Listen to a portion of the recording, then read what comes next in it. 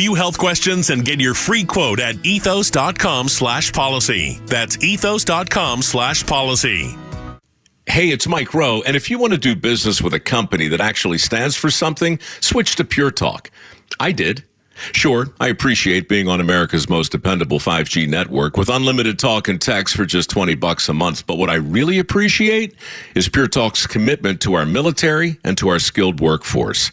That matters to me. Save 50% off your first month when you dial pound 250 and say keyword Mike Rowe. Pure Talk, a wireless company that actually stands for something. WFOM and W292EV Marietta, a Dickey broadcasting station. This hour is presented by Subaru of Gwinnett. You'll love the difference. The Morning Extra, only on Extra 106.3. Morning, y'all. Good Friday to you. Tug and Los until 10. It is starting out a busy morning. I feel like I've said that every day this week, but the information continues to snowball.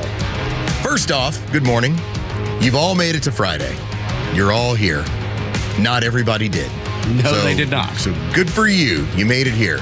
As a matter of fact, there is an IRGC commander that is dead, a strategic commander that is dead, a nuclear scientist, and an ex-atomic nuclear energy chief dead in Iran this morning. So if you were sleeping, car accident?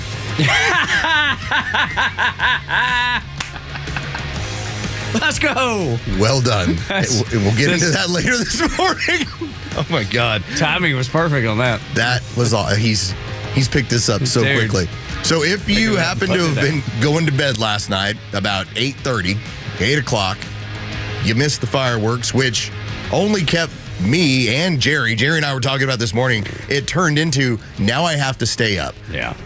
We had talked about in the 9 o'clock hour yesterday what happens if Israel is going to strike Iran. And we talked about the importance of America making it very clear, we are staying out of this, we are not part of this, but we're going to try and keep the region all stabilized. That's right. Tug, you talked about moving carrier groups. You talked about moving key personnel and non-key personnel and how everything was lining up for an operation. Damn it, we got the operation last night as they went after the nuclear sites and the heads of their military. Have you seen the video of, and I don't know which of this Iranian official it is, but they put the missile through his window. It doesn't touch anything else in the entire building. It goes through his window, blows out his room, and that's it. That's pretty impressive, dude. The history of the Mossad, and remember, we've only been, about a year removed from one of the craziest operations ever where they had those pagers that filtered the entirety of the Hamas and Hezbollah terrorist network and just started going off. Yes. Okay, this is what they do. Yeah, and now we knew this as of a month ago. We knew a month ago that Donald Trump and the administration got Benjamin Netanyahu and the Israelis to pause. And I believe that pause was in part to try and negotiate some other way out of this. Yeah, sure. That was the whole goal, is to not allow war in the Middle East. And you had also brought this up earlier in the week, as I'm patting Tug on the back, because Tug has been all over this.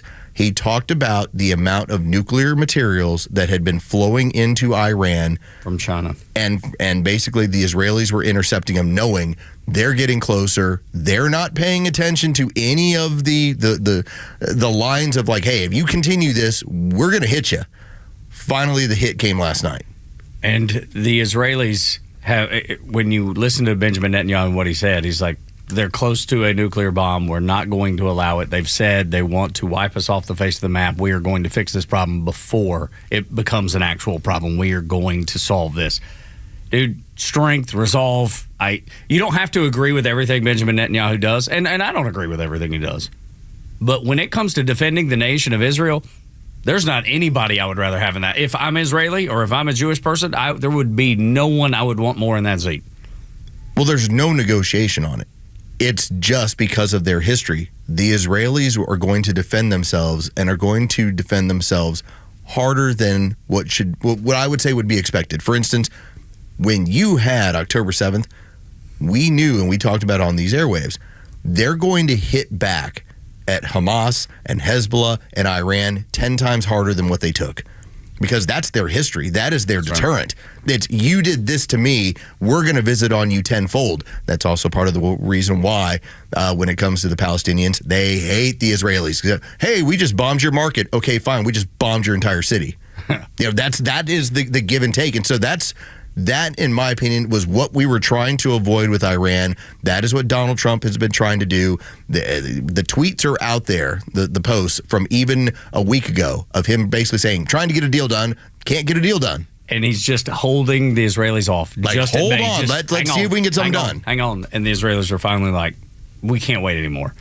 And Marco Rubio comes out with a statement saying that we had no involvement. We did have advanced knowledge. We knew it was coming, but we had no involvement in the strike. I do worry about our men and women in uniform, military installations throughout the region, because the Iranians, and with all their proxies, all their helpers, because they don't have the ability to do much of anything.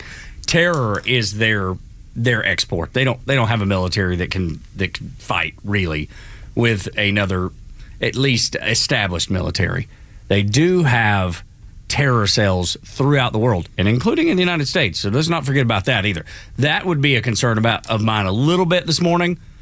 Not greatly, but a little bit. And then our men and women in uniform throughout the region in the Middle East. I worry for them because there could be terror attacks or just direct strikes. I would like to bring up what happened more than 30 years ago when we had Operation Desert Storm. So this is like 2 Devons ago, okay? Like he was was not even near being born. Right. One of the things, if you remember what happened with Saddam Hussein, when everything got kicked off, do you remember what he did with his Scud missiles? He launched them at Israel. Yeah. And you were like, why is he launching? I mean, the fight is here. He was trying to cause a larger regional conflict. He was trying to bring the Israelis into the fight so that other parts of the Middle East would get involved to help defend him. Now, I think that's part of what's going on with the United States, is basically saying, listen, the Saudis don't want them to have a nuclear weapon. Privately, though. UAE doesn't want them to have a nuclear weapon. That's right. Qatar does not want the Iranians to have a nuclear weapon. But as you said, none of them will say that publicly. And so it's almost a matter of, listen, I'm going to let them fight this thing out, but I'm over here just to kind of play a little bit of make sure that the Iranians don't get crazy with trying to attack others. Yeah, and the Saudis already released a statement condemning the attacks, which I understand. They're supposed to. Yeah, they're supposed to. That's just part of playing the game. That's the politics of it all. But privately, they are thinking, I'm so glad the Israelis destroyed the sites that they have, and I think they've done some pretty significant damage, or at least everything that I'm reading and gathering says they've done some pretty significant damage. Well, they're trying to set them back 10 years, right? Or hopefully forever, from them ever considering another nuclear weapon. But on the the low end 10 years, forever on the greatest end. But getting rid of some of the nuclear scientists, you have to think that is a really good thing, because they take that information to the grave with them. Yeah. Now, their work is still there. Someone will be able to pick it up, but who's going to want to? Who's going to be the person that raises their hand, knowing what the Israelis are capable of doing, and the attacks that they had with Hamas and Hezbollah with the pagers, as you brought up, and the attacks that they just launched last night? If Iran was so ready, if Iran had such a good military, how did that happen? Well, for them, because they're frightened. They're scared to death. I'm glad you asked that question. And I also ask an additional question. Is this the end of it? Because the discussion point has been largely that if you are to conduct this operation, this is going to launch a broader war in the Middle East. As of right now, doesn't look that way. I want to give credit to this administration for probably making it a point with all of their contacts. This is what we're doing. This is what they're doing. That's right. Here's how we're all staying out of this thing. And then on top of that, because the administration still has a meeting in Oman this weekend. Yeah. I think Sunday they're supposed to sit down with the Iranians in Oman about this. So will that happen? Probably not. But it does show that the United States has their hands clean. We're trying to be the arbiters of peace in the region. And the Iranians, without the Chinese, the Russians, or North Koreans, or someone adding to this problem, the Iranians can't do anything except, I'll go back to it, export terror. Like, I think about Lady Graham. Lindsey Graham out of South Carolina. Tweet? I'm sure you did. Game on. Yeah, game on. That's his tweet, dude. He's been dying for war with Iran. He's been dying for war with Iran. All right. Hopefully this is an operation and that's the end of it. Because I don't want Lady Graham getting what he wants. He was looking for a large-scale conflict. He's talked about bombing their sites and then, well, we'll just have to go on in there. We'll just have to go fight them. Oh, God. So, yes. I'm hoping that this is an operation where it's over, it's done with. There's hopefully nothing that's subsequent. And maybe, just maybe, in the perfect world, this now sets up the Iranian people to go, good. Why don't we take our country back from these crazies? Let's go back to living the way we did in the 70s. Yeah. Let's go back to being normal. When we were a modern-looking society. Let's embrace what Saudi Arabia has embraced. Let's live like regular people live. Let's live in peace and not have these freaking crazy people running this country and suppressing every single one of us. I mean, think about how wild it has to be. Because we're the only ones who are supposed to promote terrorism around the world. That's what we do. We're out of America, we blow us up. But they take their money. They take their money that they get from oil and gas and every other natural resource, and then they go, which terrorist network needs this to go cause problems? Yeah. Yeah, that's what they do with it. Yes. I mean, at least we do it a little differently. We hand it over to, NGOs. Say like, well, why don't you go promote communism around the world? Whatever it is that you want to go ahead and do. I'm just ready to see how this progresses because I expect that I do not expect that the bombing from the Israelis on Iran is over. I do not expect that at all. New day, we'll find out. Yeah, I don't, however, expect there to be a huge response from Iran. I could be wrong. I expect that they'll try to do something, but they just don't have the capability. Well, and that's what I'm curious about. You, obviously, with your service in the military, you have a much broader view of this than me. Mine's kind of like the wait and see approach. You were the one yesterday going, when we move key personnel, this is what's happening.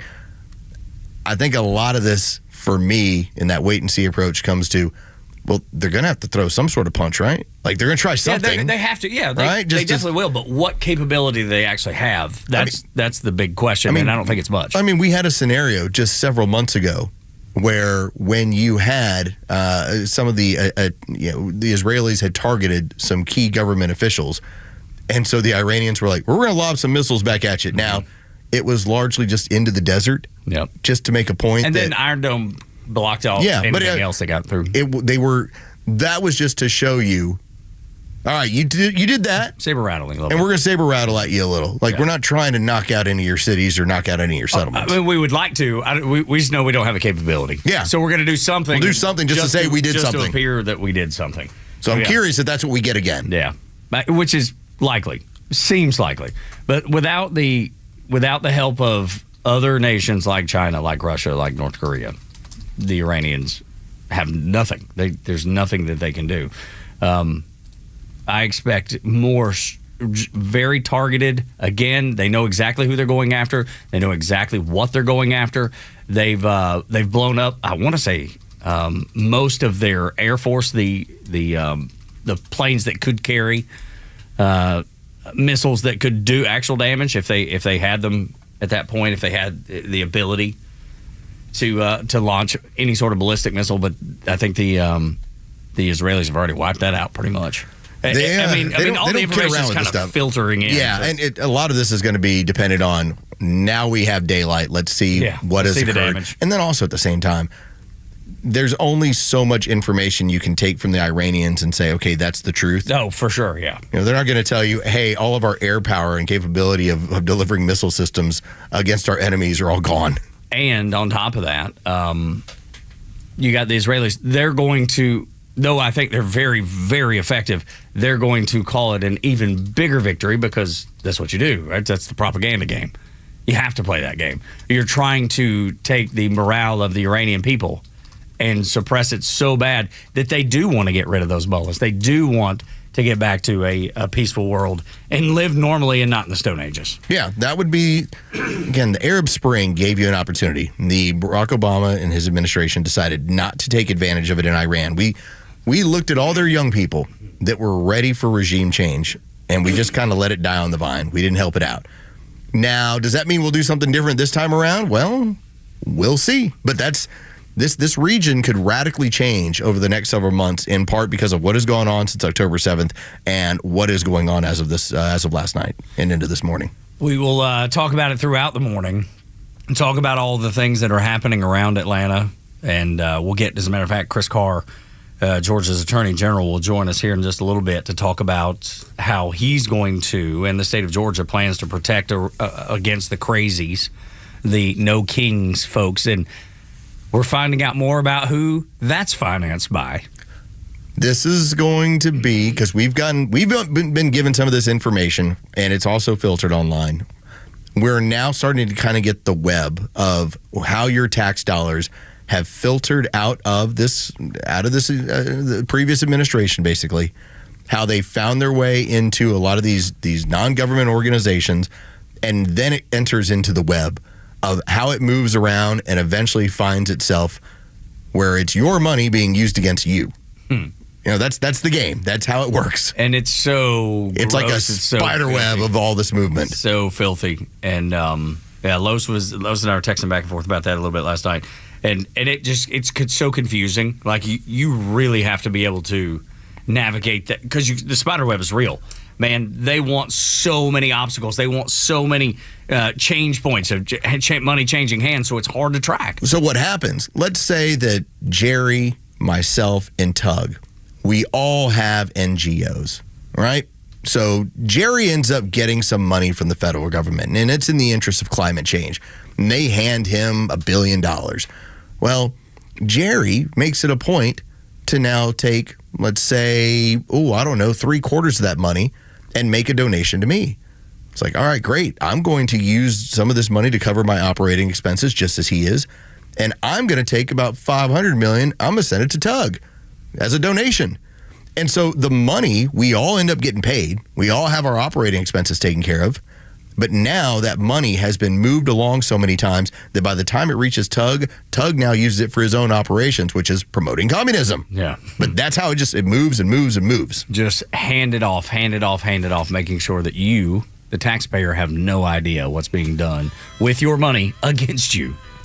It's as disgusting it's as dirty as you thought it was. And if you are looking for a laugh, yes, in the 7 o'clock hour, we have a successfully completed operation, because we were talking about been a lot of stuff to talk about this week, and a lot of it's I don't know. I'm done almost with all riot talk. Heavy. It's heavy. So I'm ready for car accident talk. Yeah, right. And a good laugh. And you'll get that about an hour and 10 minutes from now, around 7:30. You promised some fun yesterday. Yeah. And we're going to deliver. Give you that fun. We're going to deliver. We're still going to talk about the things that matter. I'm like Los, though. The riot, I'm so done with the riot. I'm so done talking about it.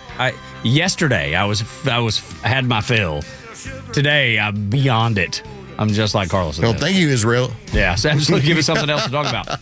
And you know the fact that these people leaving the earth is a good thing. These people leaving the earth.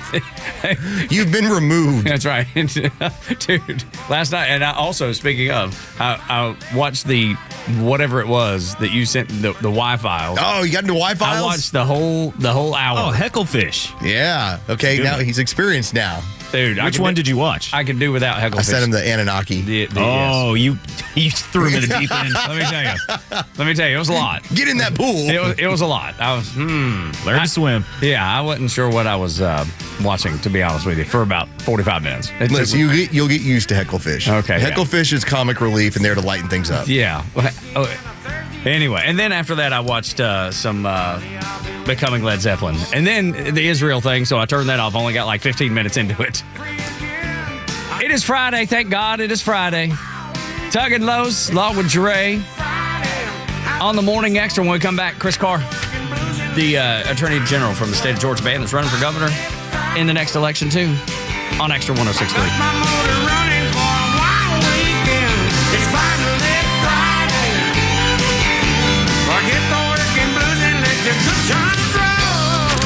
The Morning Xtra Xtra from 6 to 10. Glenn Beck until noon. Clay and Buck from noon to 3. And the Kimmer Show on your ride home from 3 to 6. Plus Jesse Kelly from 6 to 9.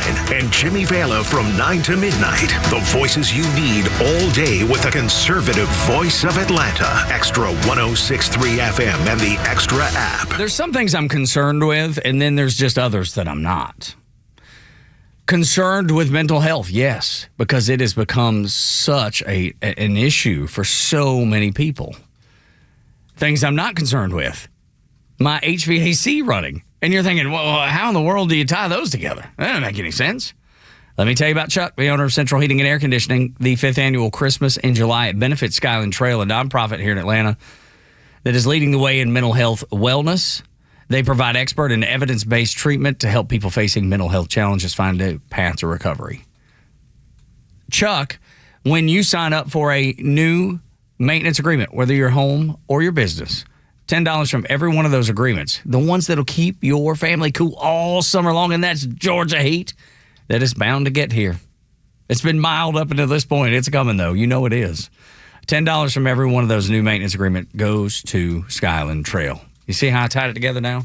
You do good for your family with Chuck and Central Heating and Air Conditioning, and then you help them do good for folks and the people in the care of Skyland Trail. Here's how you get it done. 770-GET-HEAT, centralheat.com. They are your Atlanta carrier experts. Yes, they are carrier experts, but they can work on anything. They just focus on carrier.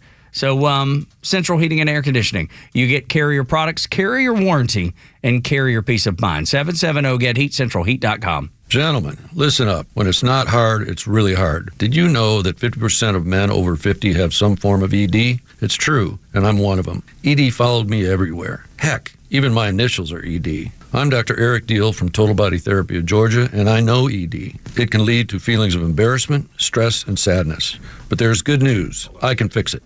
I fixed mine, and I can fix yours too. At Total Body Therapy of Georgia, we are experts in the P-shot, testosterone replacement, regenerative therapy, Trimix to create an erection, and more. Guys, ED won't get better on its own, but I can help you today. Call us at 404-777-1911. That's 404-777-1911, or learn about us more online at tbtofga.com. So take it from me, ED, Dr. Eric Deal at Total Body Therapy of Georgia. Call 404-777-1911 or online at tbtofga.com. Hey, it's Front Office Lowe's here to tell you about a new company that is changing the way people buy their next pre-owned car or truck. At The Honest Car Guy, they offer a completely transparent way to purchase a vehicle. You pay what he pays, plus a small honest fee. You can choose any make or model. He will search the country for the best deal out there. He'll handle the paperwork, your trade-in, shipping, and even give you the bill of sale. Friends, I've done the research, and this is a buying process that you can trust. Call 844-SHOW-ME-1 or visit online at honestcarguy.com.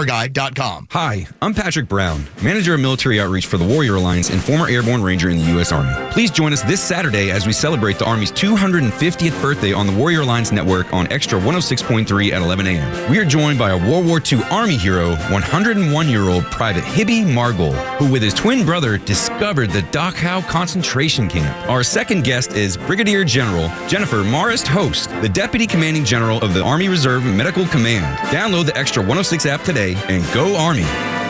The future of business in Georgia is bright, and Georgia Power is a driving force behind the businesses and organizations that are vital to the growth of the state. Just ask Brandon Hutchison, Executive Vice President and General Manager of Atlanta Motor Speedway. Make no mistake about it, we're big customers of Georgia Power. It really is a true partnership. We've ran NASCAR's highest level of racing. In the early days of Atlanta Motor Speedway, Atlanta International Raceway, as it were, they raced twice a year, and that was about it.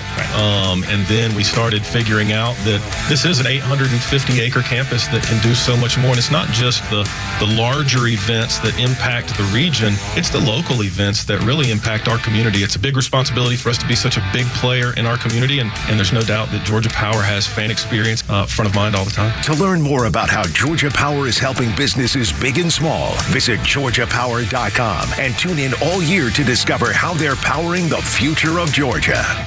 Hey, this is John Flading. I'm the president and owner of ATL Turf Co. We are a family-owned, operated, independent local company. We have over 15 years of artificial grass design, installation, and sales experience. From premium artificial lawns and backyards, custom putting greens, sports fields, hardscape, drainage. We do both residential and commercial. If you can dream it, we can build it. Just go to atlturfco.com to schedule an appointment.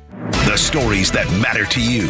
These are your Georgia headlines. Tug and Los. Here are your Georgia headlines for Friday, June 13th. The Cobb County Police Department is asking county officials for changes to local law that would enable them to crack down on camping and other behaviors associated with street homelessness.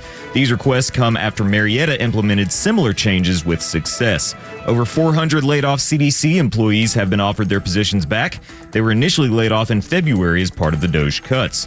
The No Kings protests scheduled for Saturday across the U.S. have over 25 different locations in Georgia, according to their website. Attorney General Chris Carr said police will be working to keep the protests safe and enforce the law.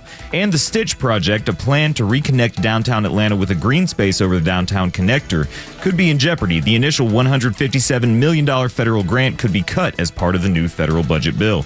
Today's weather mostly cloudy with scattered storms again this afternoon. Temperatures will reach the low 80s. With your headlines, I'm Jerry Payne for Extra 106.3. Till 10 on the Morning Xtra, we welcome Georgia's Attorney General Chris Carr to the show. Chris, how you been?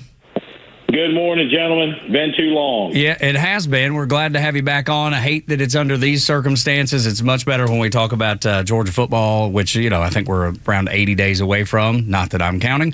Isn't that great? Yeah. And, you can just feel it. Yeah, and then Braves baseball, which is a little shaky to say the least. But shaky, you say? Yeah, I'm trying to be as positive, glass half full as I can.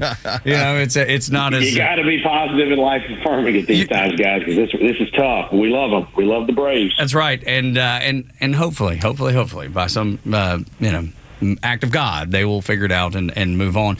But I want to talk to you about something that is it's not fun to talk about, but it needs to be discussed. And I'm glad that you came out the way you did and said, "Hey, this thing that's supposed to happen on Saturday, this No Kings Day." You can get out there with your signs. You can ring bells. You can do whatever you want to do. You can shout as loud as you want to shout. You can shout in a megaphone, whatever it is. As long as you're peaceful, you can do it. It's protected, and we all understand that. It doesn't make me like it necessarily, but I understand it, and I'm okay with it. When it goes across the line, I love what you said. This ain't California, and this ain't New York. This is Georgia. We will deal with you. And it's clear. I mean, guys, as I've said the statement I've said so many times, every American has a right to peacefully protest, but protesters use words, rioters use violence. It's a bright line. It's easy. This is not a gray area, and it's not complicated. Nobody has the right to light construction vehicles on fire or police cars on fire, shoot police officers, or loot buildings. Those are acts, and those are not protected by the Constitution. And again, we've got a long track record. There is nobody that's peacefully protested, during my time as Attorney General, and we've had a few things. We had the summer of 2020. We had the Atlanta Public Safety Training Center issues that came up. If you have been using your words and you disagree with your government, like you said, I may disagree with your argument, but I'll use my First Amendment right to tell you why I think you're wrong.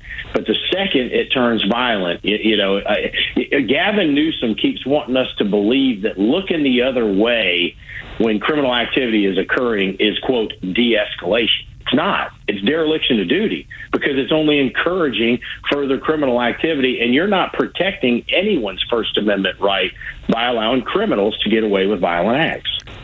Attorney General Chris Carr joins us right here on the Morning Xtra, and I constantly talk about the civil society and the system that works where I expect to have my government provide certain level of protections for me while I also provide certain aspects of the government, voting and trying to be an informed citizen. And when you have Gavin Newsom basically throwing that out the window by ignoring that he has a responsibility to protect the citizens in California and those private businesses, I think that that's one of those derelictions of duties you're talking about that sticks out and doesn't do well when he gets polled. Absolutely. Look, I think his presidential aspirations ended 3 or 4 days ago. I mean, because this, to your point, this is fundamental. I don't have any idea what the California Constitution says, but I'll tell you what the Georgia Constitution says right up at the front. Article 1, Section 1, Paragraph 2, right at the beginning. It's the paramount duty of government to protect person and property. And here's the thing, guys. There's no asterisk. That means everybody, no matter where you live, where you're from, what you look like, what your gender is, your religion, whatever it may be. That is what state government is supposed to do. And by the way, the federal government's duty is the defense of the nation. And immigration is part of it. And I know that Newsom and Bonta, the attorney general, are going to be in court in San Francisco today talking about whether Trump's got the authority to do it. We've looked at it, and they're using the Militia Act of 1908. I think if you also look at the Insurrection Act, the president has the authority and the ability to protect citizens of the United States when there are groups gathering and you're blocking interstates. And why Newsom wouldn't have just accepted the president's assistance on the violence, and then he could encourage and defend and support the protests themselves, the peaceful protests. But I don't understand it, because that's what government's supposed to do, is keep people safe. Gavin Newsom believes this is actually launching his political career, his aspiration to be the president of the United States. I saw something that Harry Enton did on CNN where Gavin Newsom is, his name is being searched 1,800% more than it was.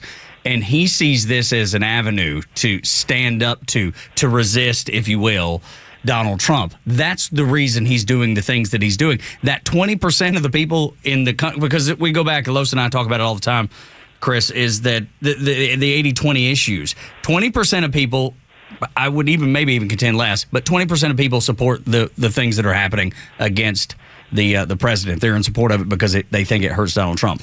And Gavin Newsom is one of them. Well, and if he thinks so, he's going to lose. If he gets the nomination, they lose again, because they clearly haven't learned the lesson of 2024. And guys, I firmly believe 24 was an issues-based election. First time in American history, if you were Republican, Democrat, and Independent, you lined up on the top three issues, which were jobs in the economy, safety, and immigration. And folks across the country looked up and said, all right, Kamala Harris and Joe Biden are talking about climate change and gender identity and things that nobody's talking about. But Donald Trump, whether people liked him or not, they said, this guy's going to be better at all three. And what he's done on the border is nothing short of phenomenal. Miraculous. I mean, it's just, and he was right. Apparently, we did just need a new president in order, to take care of this issue. But if Gavin Newsom thinks that this is going to get him, he may get the nomination. I don't know anything about Democratic politics. They don't invite me to those meetings. I don't understand it. But if he thinks this is what's going to carry the day in America, I think he's sorely mistaken. Georgia, and good news for Republicans in 28. Georgia Attorney General Chris Carr is our guest right here on the Morning Extra. We've seen how you are partnering with these 25 other attorney generals. I think this is a great opportunity to show what red states, especially red state attorney generals, how we can protect your rights, but we're also going to make it very clear the difference in what happens in blue states versus red states. Absolutely. Look, this is about the rule of law, guys. Again, all we are doing is upholding the rule of law. And what we are seeing yet again from the left is, I don't like the law, therefore I'm not going to enforce it. That is dangerous. That undermines the American experiment. It undermines the rule of law. If they don't like it, they could go try to change it through the Congress or the legislature or amend the Constitution, in this particular case. But look, the fact that they continue to ignore the law, particularly as it relates to violence. And guys, I think this is reminiscent of a lot of images that we've seen over the last 4 or 5 years in the country. It's unsettling to people. Even if you disagree on the issues, people don't like violence, and they want to know that the government's going to be there to protect them. That's a fundamental human need. Fundamental. It is. Yeah, no, you're right. And that's why the president's polling numbers continues to soar. And even CNN, I go back to them. They even put out the Harry Enton put the numbers out there. All the polling shows that the American people are behind President Trump on this, including legal immigrants to this country, which have shifted by 40%. 40%. Yeah, absolutely. Because if you've done it the right way, you're saying, well, hold on a minute. How come somebody else gets to do it in another way? And again, Immigration is what the federal government is supposed to do. Guys, we sued the Biden administration for 4 years, and immigration was a big issue. And one of the issues was once a violent criminal made it through the system, they were by federal law to be deported. And the Biden administration looked the other way. They would pick and they would choose. We sued them on the Remain in Mexico policy that President Trump had the first term, which made a ton of sense. Every step of the way, the left, the Biden administration, the Harris administration, again, for whatever reason, they don't understand the fundamentals of what they are supposed to do and what the duty is that they have. But we do in Georgia, and that's what I'm proud of. I'm proud that, we've been a state and there's a reason people are moving here. Good business environment, good opportunity, good quality of life. And I think we've proven we believe in the rule of law, and that's good for everyone. Georgia Attorney General Chris Carr is our guest on the Morning Extra. We had gotten to see the statement from Tom Homan that so much of what kicked this off was ICE looking into cartel involvement and money laundering schemes going on in Los Angeles that were benefiting the Mexican cartels and the Colombian cartels. That's what got this thing going. For you, who has done such a huge job of looking at criminal gangs and criminal elements here in Georgia, is that something or another element where you have to wonder or worry about some of these foreign gangs operating in this state? Absolutely, because the border was not secure. And that drove the left crazy every time we said, look, if the border's not secure, every state's a border state. But it's true. And we see it in human trafficking. We see it in gang activity. We see it with fentanyl. And I say it all the time. I mean, guys, we have too many friends whose kids have overdosed due to fentanyl because they're lacing fentanyl and everything. And there's a direct tie to the cartels. So now the border is secure. There's no doubt about it, thank heaven. But we're still having to deal with the effects of a Biden and Harris administration that literally looked the other way and allowed this presence. We're seeing it in organized retail theft. These folks that are going around to different stores and stealing from a brick and mortar and putting it online. Not just cartels, but organized criminal groups from elsewhere around the world. But we are leaders in the issues of human trafficking, gangs, organized retail theft. So I think it should make people in this state feel pretty good that we have a governor, legislature, attorney general that focuses on this issue and going to continue to do it. I think most people listening right now believe that the same people that were causing the issue at the police training center are the ones that'll be causing issue this weekend. Did that all that chaos and trouble that y'all had to weed through to prepare you for what you're having to look forward to this weekend? Is it the same people? Is our gut telling us right that that's the same type of people? Well, I got to be careful because those trials are still going on. Gotcha. So I don't want to comment on that specifically. However, I am grateful that the legislature gave us the authority to deal with domestic terrorism. And I'm very grateful that the training center is open because, again, it showed, I think, the priorities of rule of law, law and order, better training, better technology, better resources for law enforcement will keep everybody safe. And I think that's an important and key point of why we continue to do the right things in Georgia. This might be a question that's much more on a federal level, but because you're here and you're going to be running for governor, I want to have to ask you this because I'll kick myself if I don't. These organizations that are operating, not just in our state, but these states around the country, what recourse do we have to look into who's funding them? Because I think that ends up being that next issue, especially if they're committing crimes in our communities. No, that is a great question, actually.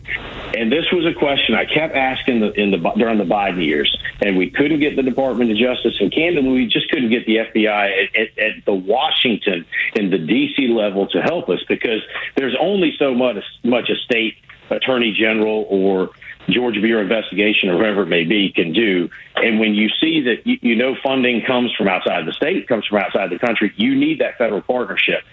Well, guys, we now have an administration, and we always had great partnerships on the ground, and Georgians still do and continue to do it. But now we've got an administration that is joining us in making crime illegal again. Now we've got people that are going to help us look into some of these issues because funding is key. And if you can stop the funding, you're going to be able to stop a lot of that violent activity. The Party for Socialism and Liberation, I know they're big and active in L.A., and it seems like they're probably active here and headed into this weekend. It just seems to me, and I think probably everybody listening, anytime I hear the word socialism, I mean, I automatically reject that whole premise, that whole idea. but it always seems like it's attached to violence. Every stinking time. And I think that's why when people see that, when they see that PSL logo, they automatically go, I don't want that in my community. And we're glad that the state of Georgia stands up to people like this. Well, throughout history, it's been that way.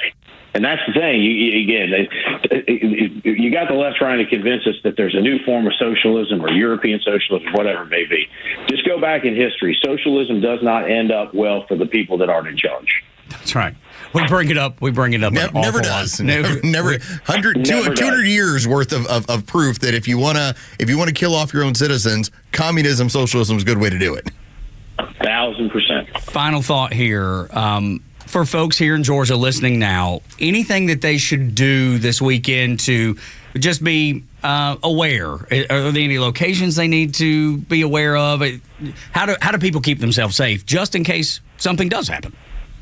Well, I think they're going to be fine. Just following the law. Just again, if you are going to participate this weekend, keep it peaceful. If you're not, and you have earned the right to a domestic terrorism charge, as I said, we aren't going to hesitate to use it if need be. Law enforcement's doing a great job. But for most of the state, it's going to be a great summer weekend. I hope everybody has a great time. Just follow the law. Very simple. Just follow the law. You can always read a little bit more over at carforgeorgia.com, where you can go ahead and look into the priorities that the Attorney General does have for the future of the state. We always appreciate the time. Go Dogs. And as we get through this weekend, we're going to have to do a season preview or something with you once we get to like August, September. You just tell me when to be there, and I'm all in. That sounds great. Chris Carr, thank you, man. Thanks, appreciate guys. you. Have a great weekend. Yes, Take sir. care. You too. Tug and Los until 10 on the Morning Extra. Guessing a Trump ally may have to make his way down to the Senate floor to codify these Doge cuts. Next on the Morning Extra on Extra 1063. The Morning Extra on Atlanta's only conservative news and talk station, Extra 1063 FM. Good morning, it's Los. Let's talk about True Prep, because in this world, it's like every single couple of days we get these crazy scenarios that play out and you go, well, what if that happened over in my backyard? Well, that's the important part about True Prep. Just in case anything does happen, well, then you're ready for it. I've talked about it for years now.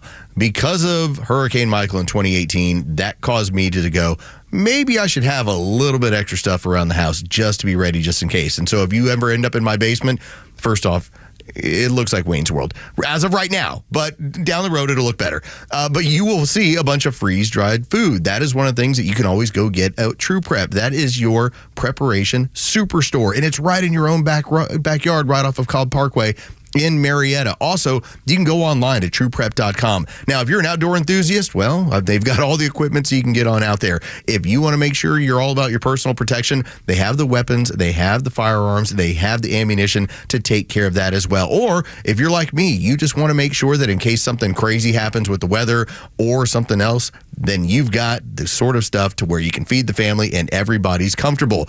Go over to trueprep.com. Check out their used guns and gear section. Also, their sales and clearance section. This is updated on a daily basis. You can see some of their hot deals that are out there and just see what's moving. Again, go to trueprep.com. That's truprep.com. Prepare today for a worry-free tomorrow with True Prep. The latest sports news, powered by 680 The Fan, and driven to extra listeners by RBM of Atlanta in Sandy Springs, Atlanta's Mercedes-Benz connection since 1964. Here are your sports headlines for Friday, June 13th. The Atlanta Braves are back in action at Truist Park tonight as the Colorado Rockies are in town to open up a 3-game series as part of a 6-game homestand. Bryce Elder takes the ball tonight. He'll be opposed by German Marquez. First pitch is set for 7:15. You can listen to that game live on our sister station's new app, 680 The Fan. The Stanley Cup Finals are now tied at 2 games apiece as the Edmonton Oilers beat the Florida Panthers last night 5-4. The series continues with Game 5 on Saturday night. And Game 4 of the NBA Finals goes down tonight. The Indiana Pacers lead that series over the Oklahoma City Thunder 2-1. Game 4 from Indianapolis tips off tonight at 8:30. With your sports headlines, I'm Carlos Medina. Social Security was never meant to be the sole source of income in retirement. So, Coach Pete, why is it so important to have another guaranteed source of income? Because then you're in control. If you're depending on Social Security only, that's going to be a difficult decision. I mean, how are you going to manage that? I mean, it's not going to be fun. It's all about control. The more money you have put aside for retirement, the more control you're going to have about your fun in retirement. And to me, why retire if you're not going to have fun? Make sure you have that Coach Pete's Power Plan. It's 22 steps behind the scenes, and we're going to offer this. We've seen others charge over $1,000 for plans like this. Coach Pete's Power Plan, which is a total retirement plan, which will feature lifetime income you can't outlive, ways to pay for long-term care without having a long-term care policy. Very big one, by the way. I've taken everything that we talk about, I've taken advantage of myself. A no-cost, no-obligation comprehensive review with Coach Pete's local trusted advisor, Craig Chandler, Chandler Wealth Management. 800-419-6164. 800-419-6164. Hi, I'm Chris Lalamia, owner of the Trusted Toolbox. Are home repairs piling up? Are you feeling overwhelmed? Relax. We've got you covered. From drywall dings and leaky faucets to deck repairs and trim replacement, we're your one-stop shop for everything for your home needs. No more juggling multiple contractors. Just call us at the Trusted Toolbox and we'll handle it. Your home deserves the best, and we don't want you breaking your back trying. Call the Trusted Toolbox today at 770-623-3097 or visit us at thetrustedtoolbox.com. The Trusted Toolbox, your one-stop shop for home repairs and more. Hey, it's a Kimmer. Okay, you're driving along. Suddenly you hear that horrible sound of metal and crunching. It's an accident. Even if it's a little minor fender bender, man, that could be a nightmare. First, obviously, take care of yourself. But before you make a deal with an insurance company or anybody else, call David Van Sant with Van Sant Law. You know why? Because he used to work for the insurance company, so he knows how to get the right settlement and right away. Van Sant Law. Don't forget, if you don't get paid, they don't get paid. Protecting your interests. Insurance is great, but it's complicated. 855-GA-INJURY or vansantlaw.com. Experience luxury like never before behind the wheel of a brand new Cadillac from Jim Ellis Cadillac. From the iconic Escalade to the innovative electric Lyric, Jim Ellis Cadillac offers the models you know and love, along with the latest in luxury EVs. And the buying experience just as luxurious as the Cadillac name itself. With great prices, a great selection, and a team of knowledgeable sales associates, you'll love shopping at their showroom conveniently located on Peachtree Boulevard, just inside the perimeter. Prefer to shop from home? Visit JimEllisCadillac.com, where you can browse all the latest offers and even start or complete your entire purchase online with the Jim Ellis Expressway. Want to try before you buy? Schedule an at-home test drive and enjoy the convenience of home vehicle delivery. Luxury is waiting. Experience it today at Jim Ellis Cadillac. Jim Ellis Cadillac, where you can always expect the best. Jim Ellis, expect the best. If he is successful, the best accomplishment of the Trump administration will be getting rid of the useless Department of Education. Catch Neil's commentary every day on Extra 106.3 and the Extra app. Tug and Los until 10 on the Morning Xtra on Extra 106.3. So, U.S. House passed the first round of DOGE cuts. It's going to be on to the Senate next. In favor of this, we got to get this codified into law, get just slashing some of this ignorant spending. Now, is the $9 billion going to make a huge difference? No, but I think it sets the right precedent of defunding NPR and defunding USAID and making that official. Like, I love that. Just the premise of it, I love. I love it, but I also think that the big picture, and we're always talking about that 4D chess, like, what's the big picture? And the big picture is Elon Musk gave you basically 3 months of his life. A guy who is trying to get us to Mars and all the things he's trying to accomplish. And so when the big, beautiful bill ends up going through the House, of course, he's pretty upset by it. So you do want to see a lot of these DOGE cuts get basically codified and taken care of. And we know some of them are just, a lot of the cuts ended up being just contracts you didn't renew. So that's, again, more money saved. Here's the important factor. The way that we're going to take things back, or at least get the establishment to simmer down, the John Cornyn's of the world, the Lady Grahams of the world, is by always having a possibility of being able to say, hey, I'm going to put somebody up against you. Like, that's what we're going to primary you. We're going to primary you and see what happens. Been vocal about that part. You need him. That's why this is so important. As much as I want to say PBS, take it easy. Let's see if you can do it. NPR, this is about keeping maybe one of your best allies that you've ever had. The best. And being able to think about John Cornyn. John Cornyn in Texas, who will vote against any sort of, or vote for any bill that will take guns out of your hands. That is not a typical Republican, because he's not one. Like, he's as rhino as it gets. Right now, he's losing that election. If everything goes to the primary, he's going to lose that election to the state attorney general. But isn't it nice to know that if you needed an extra couple of $1 million because of the way that man votes, that Elon Musk is that guy to hand it to you? Absolutely, especially knowing what George Soros is doing right now in Texas with Blue Texas, this fund that he's pouring money into, trying to figure out how to make Texas the next California. I hope Texans don't fall for it. I hope Texans revolt and rebel. But guess who's also in Texas with his now headquarters? That is right, That's Elon Musk. So important because I think the number's $35 million that Soros has said this is what we're going to spend in Texas to get people elected. You got to have the exact same. You got to have the counterbalance. That's exactly right. But not just for your own people, but for also the Republicans you don't care for. That's right. Absolutely. The threat of a primary, I think, was a big deal in getting so many things done in the first 100 days. Now, is there a lot of legislation? No.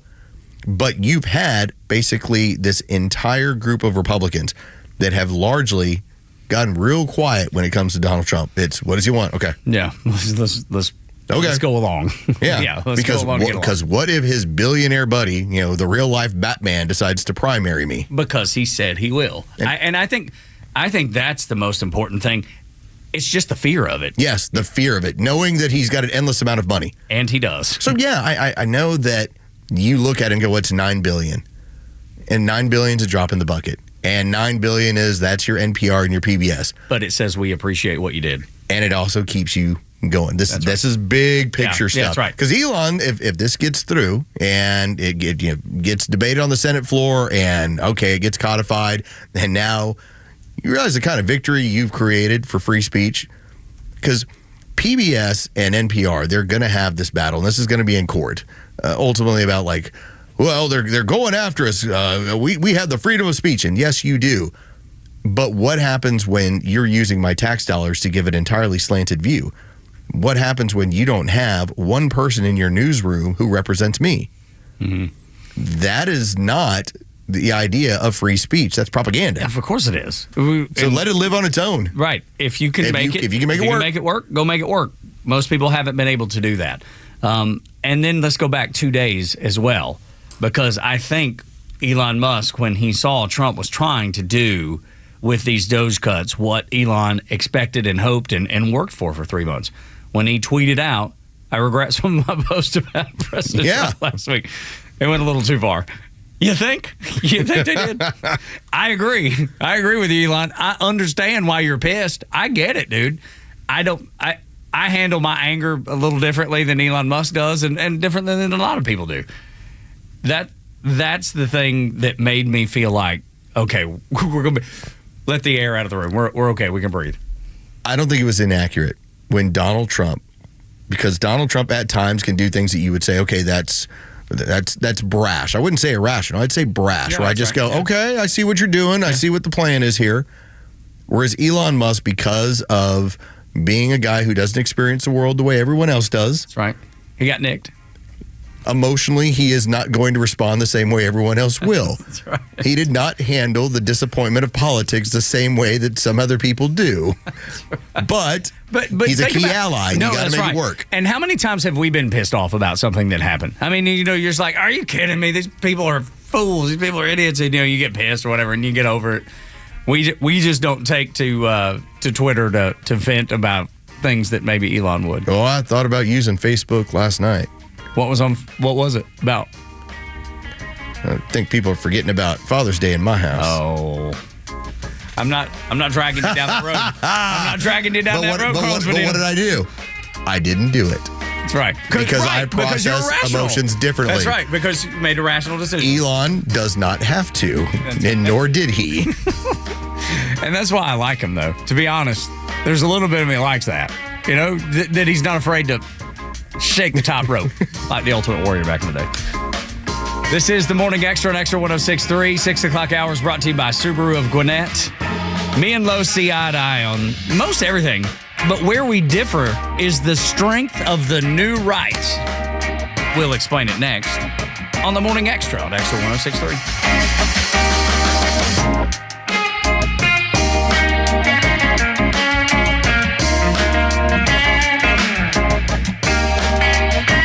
Mark from the Safe House. I have a question for you. Am I the only person pissed off with the mainstream fake news, liberal judges, and whiny liberal politicians who don't realize why Donald Trump is president, and fake safes? And you may wonder, why fake safes? Well, a fake safe is like Joe Biden, cheap and ineffective. A real safe from the Atlanta Safe House is like Donald Trump, tough, effective, and provides peace of mind when you need it the most. So drop by Atlanta Safe House and check out the largest selection of safes in the Southeast and see what a real safe looks like. So go to atlantasafehouse.com. A company that has been trusted in Atlanta for over 25 years has already done their hometown homework, like having the very best people, fair, honest pricing, exceptional customer service, and a focus on high-quality work. That's us. Hi, I'm Dan Watkins, owner of All Four Seasons Garage, Entry Doors, and Windows. Sometimes new isn't better, like out-of-town home improvement companies invading Atlanta with their inflated pricing and subpar work. When trust matters, trust us. All the number 4 seasonsgarages.com. You're great at protecting your personal information. You might even use things like two-factor authentication and strong passwords. But as much as you try to control how your info's protected, there are other places that also have it, and they may not be as careful. That's why LifeLock monitors hundreds of millions of data points a second for threats. If your identity's stolen, they'll fix it guaranteed, or your money back. Save 40% your first year with my name Clay as the promo code at lifelock.com. Terms apply.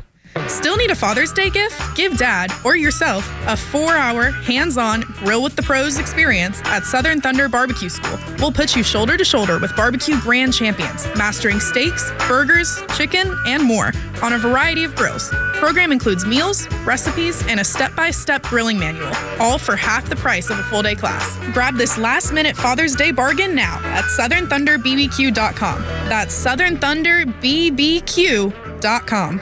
Crime continues to go up. Violence is happening in our communities, which means we all need something to protect ourselves with and something that we can have with us at all times. Well, Byrna wants you to conceal carry everywhere you go, and that's why they've made the new compact launcher. Touted as the world's smallest, less lethal pistol launcher. Same size as a smartphone, but with the firepower that you need to stop an attacker in their tracks without dealing with any of the mental and financial repercussions of using an actual gun. Equipped with tear gas and kinetic ammunition designed to incapacitate an attacker for up to 40 minutes. The compact launcher is perfect for women who want protection but don't want to carry a firearm. And if you're traveling this summer, Byrna is legal in all 50 states. No permits, no paperwork, nothing. Byrna requires no background checks and can be shipped directly to your door. And Byrna is trusted by hundreds of police departments and government agencies worldwide. So visit Byrna.com, Byrna.com, or try before you buy by finding a Byrna dealer partner near you. That's Byrna.com. Amazon Business offers smart business buying solutions, so you can spend more time growing your business and less time doing the admin. Learn more at AmazonBusiness.com. WFOM and W292EV Marietta, a Dickey broadcasting station. This hour is presented by Van Sant Law, VanSantLaw.com. President Trump reacts to Israel's attack on Iran. I'm Dave Anthony, and he's urging Iran to make a deal before there's nothing left. He wrote in a Truth Social post about an hour ago. The president says things will only get worse, and he gave Iran chance after chance to make a nuclear deal, but in recent talks, Iran refused to stop enriching uranium. Now, Israel's Prime Minister, Benjamin Netanyahu, says, "We struck at the heart of Iran's nuclear weaponization program." Israel also killed some scientists and military leaders, including the general in charge of Iran's Revolutionary Guard and the general who was chief of staff of Iran's armed forces. And Israel's not done. There are new strikes underway just minutes ago in Iran. Fox's Alex Hogan has more on the Israeli operation from Tel Aviv. According to Israeli officials, it was carried out in 3 phases this morning. It included Mossad commando units smuggling drones deep into the country long long before the attack and activating them this morning to hit Iran's surface-to-air missiles. At the same time, the Israeli military deployed 200 aircraft, mainly fighter jets, to target roughly 100 targets in Iran. And today, the Israeli military says it's also destroyed dozens of radar installations. Now, Iran's supreme leader called Israel satanic and vowed severe punishment in retaliation. Iran has been launching drones that Israel's working to shoot down, and Israel has closed its embassies worldwide. Back to President Trump. He also posted this morning a thank you to the appeals court that blocked a judge's order to stop his deploying National Guard troops to Los Angeles to deal with protests. The judge in that ruling said the president exceeded his authority. The Trump Post today counters that he saved L.A. In India, they found one of the black box recorders trying to figure out why this happened. Shortly after takeoff, the plane full of fuel issued a mayday warning. It reached 600 feet and then descended into a residential area, crashing in flames. 241 passengers and crew were killed. One miraculously walked away telling Indian TV he still can't believe he's alive. America's listening to Fox News. Life insurance. Why are you putting it off? Can't afford it? Too much hassle? Think you don't need it? There's lots of excuses for putting off life insurance. But if you weren't there, who would pay the mortgage and other bills? With Ethos, you could be covered in 10 minutes and boom, family protected. Ethos, fast and easy online term life insurance. Up to $2 million in coverage with no medical exam. Some policies as low as $1 a day. Answer a few health questions and get your free quote at ethos.com/policy. That's ethos.com/policy. Hey, it's Mike Rowe, and if you want to do business with a company that actually stands for something, switch to Pure Talk. I did. Sure, I appreciate being on America's most dependable 5G network with unlimited talk and text for just $20 a month. But what I really appreciate is Pure Talk's commitment to our military and to our skilled workforce. That matters to me.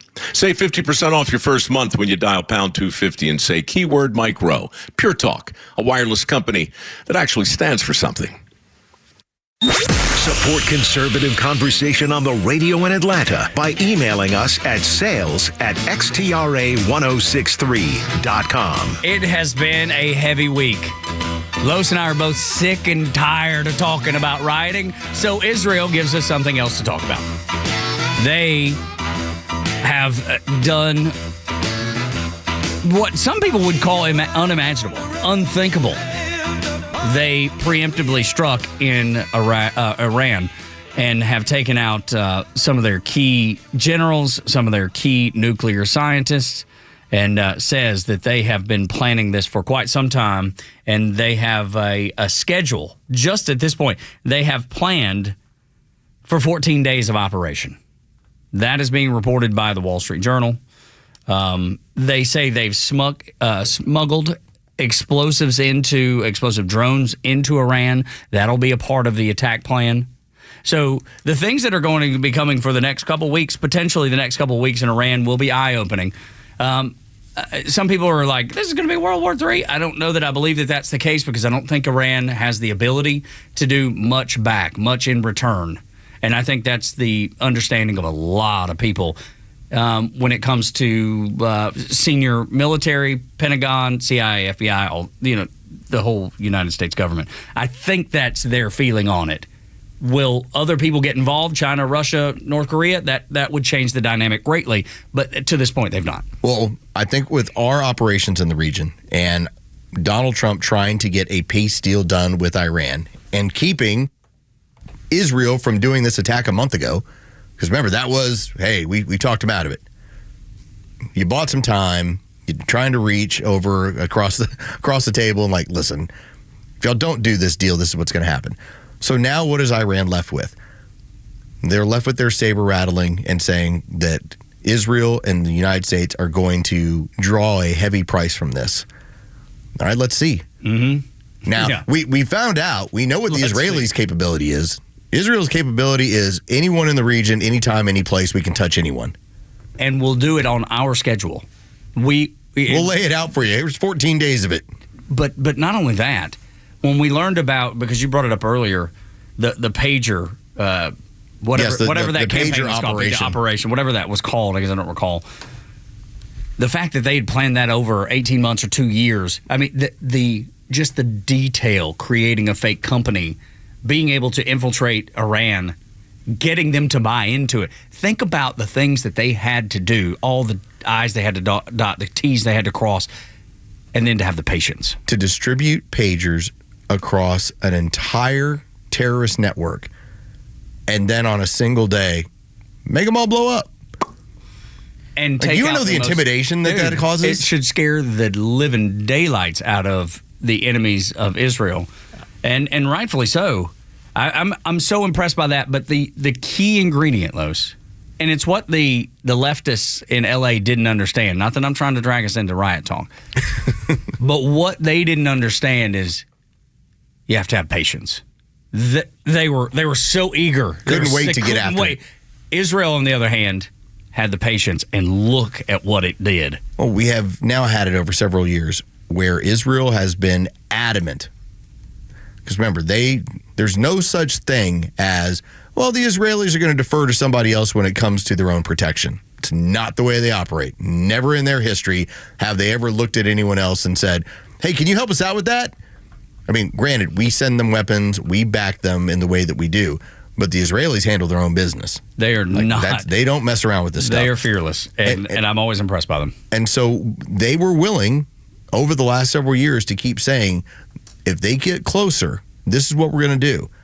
If they get closer, if the Iranians are now starting to bring in the sort of nuclear materials where it looks like they are getting ready to cap off a nuclear program, we're attacking. And Donald Trump's had them held at bay while he was trying to negotiate. The Iranians were not doing that in good faith. I think most people believe that they were dragging their feet, just trying to string Donald Trump along. I'm not saying that Donald Trump was foolish and believed that they were ever going to, but he was following the process. He was trying to give them the ability to make the right decision. They didn't, because if you remember, we talked about this last hour a little bit, Sunday, I believe it's Sunday, in Oman, the Americans are supposed to be. We're supposed to sit down with the Iranians to talk about peace, to talk about this. Does that happen now? Probably not, because Israel has preemptively struck. But when you are able to put a pause on this for a month, because that's what Donald Trump and the administration were able to do, and they bragged about it. They talked about it. It was given peace and opportunity.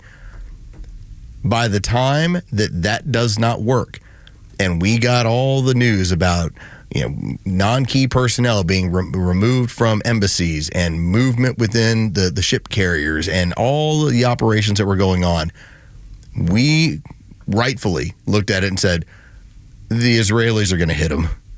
And now the Americans are even going, yeah, you're going to have to hit them. Yeah. Well, we're not helping you. We're not taking part in this. We're not operational. We understand what you're doing. But we get it because they're stringing us along and they don't want peace. And Donald Trump tweeted, I don't know, this looks like about just before 6 this morning. I gave Iran a chance to make a deal. I told them in the strongest words, just do it. But no matter how hard they tried, no matter how close they got, they could never get it done. It's a long tweet. I won't bore you with it all. You can look it up if you want to see it all. But no more death. No more matter. Yeah, no more death. No more destruction. Do it. And he's saying, reach out, find peace, do it before it's too late. And let me tell you, the Israelis are not going to stop. They, like I said, 14 days of operations they have planned. That's what they're telling you about. Right. They're just giving you the 30,000-foot view. That's what they're telling you about. That means there's much more planned. I would imagine that the airstrikes are going to continue. And Jerry and I were talking about this before the show got started, and we're trying to kind of verify this stuff, and I'm looking around for it too, Jerry. What Israel did to take out the defenses using drone technology to allow their fighters to fly freely all where they wanted to in Iran. Some of the reports were that they had, similar to what just happened with Ukraine and Russia. They had drones with explosives on them that had been there for years. Yeah. So this has been in the works for a very long time. Back to patience. Back to patience. There's nothing more important in warfare than patience. They will wait. By the way, I tried to look up that operation name for the pagers for Hezbollah. Yeah. I'm sure this is not the original name, but I like the way it sounds already. It has been nicknamed Operation Grim Beeper, which is appropriate. It was very appropriate. I thought that was weird. But, 61 days ago, Trump said you have 60 days. Yeah. Flat out told you. Dude, he's been telling you. He's been telling you. And now it's happened. He's a man of his word. He can send my meme. I effing told you. Yeah, that's right. I told you this is what was going to happen. Like, did you think I was negotiating from a place of weakness? No. I just love the fact that has a steel spine. He's not afraid. And here's the other thing. He's not afraid to make a mistake. I'm not saying he is mistaken in this at all, but that's the thing that I think I admire about him the most is to be successful, you have to be able to roll the dice. You have to be able to gamble a little bit. And Donald Trump does that a lot and pretty effectively. I hadn't thought about this until you brought this up, and so I'm glad because you got my wheels turning in a way where I'm like, oh, have you noticed that he is willing to gamble? He's willing to try, whether it's through economics or obviously through strikes, but he ain't willing to put a lot of boots on the ground. Like, that's his red line. It's like, I don't want to get caught up in a forever war. I think he looks at that as a mistake. Yeah. Like, I am not putting Americans in large numbers into a theater. That's the mistake I'm not willing to make. I'm not willing to make that one. I'm not willing to go down that road. I hadn't thought about that because you're right. He is willing to make the hard choice or, listen, the Houthis keep acting up, we're gonna launch at you. We see what's going on with Iran. Hey, Israel, have at it. We tried. But this is not a boots on the ground strategy. This is not a boots on the ground president where anything that goes on, he's like, how do we send in 3,000 Marines there? He's the exact opposite. Now, they call him a dictator. They call him a warmonger. Right. They call him all these horrible names. And you know what the left will always say? Well, he's willing to use them on the American people. Yeah, that's right. Like, okay, exactly. yeah. Okay, whatever. Yeah, I'm sure they're being shot at in the streets like they would be if they were in some third world country. Yeah. Because they're so similar. Yeah. It's like, hanging out in the streets of L.A., being like, y'all need to go home. But that's, you know what, though? We have these discussions, and you and I have differences of opinion on abortion, say. And it's not like a gaping difference. It's just we look at it differently. My view of it is more along the lines of what originally occurred.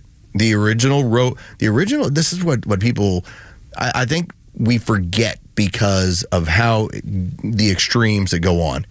Like it's about, I think the numbers have been about 60% of the country that believes that abortion should be legal, but that there should be different restrictions and laws to it. There's 20% that say no abortion at all. There's another 20% that say abortion full-time on demand, whatever you want.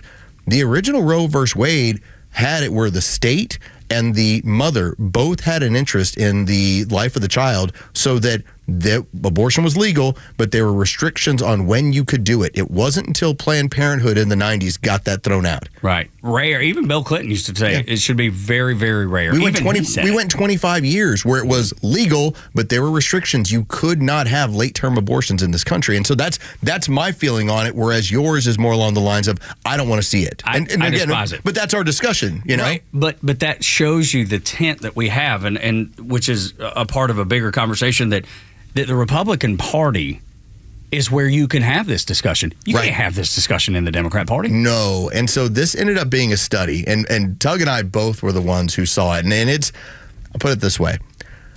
I've dug into it. Like, Tug, look at my computer screen. This thing goes forever. That's days and days. Like, it's long. I would glaze over. It's the British Psychological Society, British Journal of Social Psychology, and it is a long piece of information. And initially, this study started in July of 2023.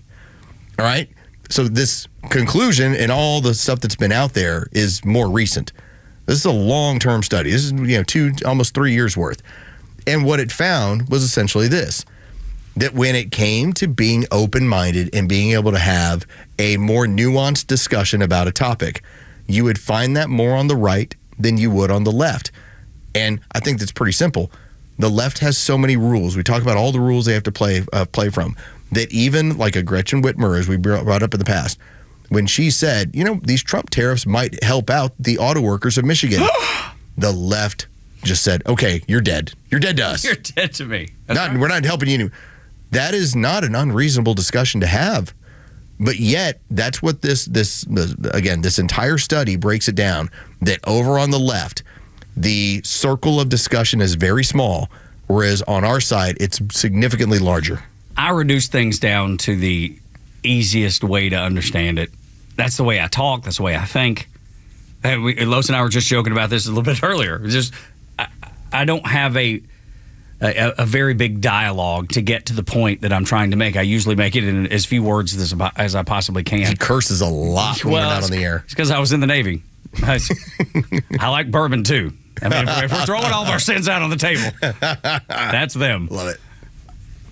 It's so clear that is the reality of what goes on politically, because you can just see it. You see it play out on TV, social media. I didn't need that study to tell me, and neither did you. But I'm glad the data's there to back it up. But it's so obvious what happens. I feel like being in the Democrat Party would be like going to the doctor's office. Remember when you go to the doctor's office, or maybe the dentist, they hand you 4 pages. Man, you're filling out every piece of information. They want to know every single thing about you, and you have to fill it out every year. And it's just so...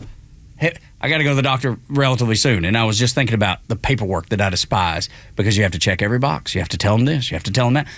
That's like being in the Democrat Party, filling out your paperwork at the doctor's office. It sucks because they are just oppressive with the information that they want you to follow and the guidelines that you have to be involved in. Well, think about having to check those boxes, just as you're alluding to.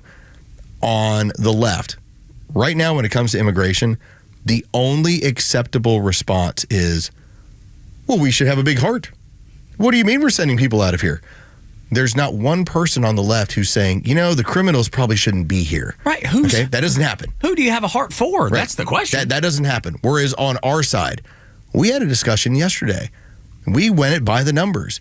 And then later in the afternoon, we saw Donald Trump talking about farm workers and hospitality workers. And suddenly it turned into, we were giving you the realistic view of, we want to get every criminal alien out of here. If you think we're going to be able to get 20 million people out of here, it's just not going to happen. The math doesn't work. But that's the nuanced discussion. Do I want everyone out of here? Yeah. I think that'll drive up our wages and it'll make things happen. But the adult conversation is that we don't have the resources or the logistical capability to have that. But like I said, that is a larger discussion that happens on our side that never happens over on theirs. And would never. They wouldn't allow it. They wouldn't allow it. But then you throw in the fact that you have the judicial obstacles that you got to jump over, that they're going to handcuff you every time you make a decision. Some activist judge is going to prevent it, which makes it even a longer timeline to do what you want to do. But again, this is about the debate of ideas. And on the left, you will never at least have anyone say, at least even now, oh, that guy was convicted of rape? Well, he should go home. Like, they're not going to say it. Never. Whereas on our side, it's totally different. Throw the judges and the rulings and the courtrooms away. There are people on the right that will flat out have the discussion. What if you haven't committed a crime? Well, you did commit a crime. You came here illegally. Right. What if you've been here this long? Okay. 25 years was the number that Donald Trump used. I was like, is there a way to get a work visa where we make this thing happen? Is there ways? And again, this is the discussion. Because if you've hired a bunch of illegals, you've done something illegal. All right, what if they're a key element to running your company and your business? And as Donald Trump pointed out, what if you're backfilling because we removed them and now you're having to hire people that are way less scrupulous, that are way more dangerous? That's the discussion that never happens on the other side because they can't. It's too close-minded. It's too close shop. Right. It doesn't check enough boxes, man. It doesn't box you in. It doesn't tell you what to think. See, that's the other thing. Is that there's nothing on this show. We're not telling you what to think. We're having a discussion that we want to hopefully open your eyes to or to get you to think about maybe you've never thought about before. And when you call in and say, hey, have you thought about this angle? We welcome that. We even welcome liberals to call in. Liberal John, once in a while, he'll call in and bring his point of view that's very different than ours, and we allow it. They would never. Do you think they would ever have us on some sort of NPR show? Never. It is wildly different where I was when it came to immigration and illegal immigration, because my attitude continues to be, all y'all got to go. Every one of you, especially the violent ones, especially the criminals. They like I'm And then the realistic side hits me when, as you pointed out, there's been 100,000 arrests in basically the first 120 days. Mathematically, we're never going to get there. 200 years is what it would take. So you're going to have something in your mind to go, how do I still win this thing? while also making sure that I maintain support from the American public and also the establishment. This is the Morning Extra at Extra 106.3 404-741-1230 is the number. We appreciate you being here. It's been a heavy week, and it is time to smile a little bit. I'm going to have to let Los... Well, everyone wants to laugh a little bit. Handle this, because I don't know what's coming. I have no idea. I am in the same boat with you listening right now. Have no idea what's coming our way next. But I'm told you're going to get a smile out of it. I can't wait to smile with you next on the Morning Extra. Get connected to Extra 106.3 on all your favorite apps. Then download ours and stream the station across Georgia. We're live online at extra1063.com. Stream live video from the studios on YouTube. And of course, Kimmer, Bortz, and your favorite Extra shows in crystal clear digital on the Extra 106.3 app. Say it with me. Honest Car Guy. Honest Car Guy. Thank you. Now that you've heard it 3 times, it's in your head. That's Tom. He's the Honest Car Guy. You can always check him out, honestcarguy.com. And he's going to remake the way that you purchase a vehicle. It's really simple. You decide what make and model you want, then you contact Tom. Either go to honestcarguy.com or give him a call. 844-SHOW-ME-1. That's 844-SHOW-ME1. Have a discussion with Tom. And you are going to get not only just an education in car buying, but you're going to save yourself thousands of dollars. Here's why. Tom has run dealerships locally for years. Then he went out on his own. And what did he decide to do?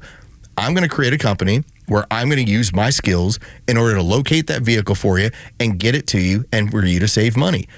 You know, he's got all the resources. He's got all the access to the auctions. He knows everyone around the country. So when it comes to finding that vehicle, he finds it for you, shows you, here's what the price is going to be for me to go ahead and get this thing over here.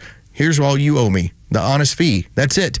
That's the transaction. You buy the car, you end up paying the fee, you save thousands of dollars. You know why? Because you're not paying for the showroom. You're not paying for the staff. You're not paying for all the things they've added. And you're not having to worry about all the add-ons that dealerships put on those vehicles in order to make their revenue bigger. That's how it works. Get with Tom. He will explain all of this to you. He did it with me. It was really cool to watch. And like I said, when I'm buying another vehicle, I will be here in about a year with my daughter. I will be going through Tom. Give him a call. 844-SHOW-ME1. That's 844-SHOW-ME1. Advisory services offered through Master Plan Retirement Consultants, Inc., a registered investment advisory in the state of Georgia. Insurance, tax, and commodity services offered through Fricks & Associates, Inc., DBA Master Plan Retirement Consultants. The aforementioned are affiliated companies. Retirement means different things to different people. Some folks want to travel the world. Some folks want to spend more time with grandkids. For me, I'm looking forward to spending more time with my guitar. Whether extravagant and robust or simple and cozy, every retirement needs a plan. You wouldn't take a trip without directions. You have to know where you are before you know where you're going. Master Plan Retirement Consultants have helped many like you plan for their own retirement. Not only does Master Plan help you create the roadmap, they join you on the journey. So whether you want to travel the world, become a pickleball champ, or just looking for a good porch, a sturdy rocking chair, and an acoustic guitar, remember to plan well, because the destination is worth it. Visit masterplanretire.com to schedule your complimentary consultation today.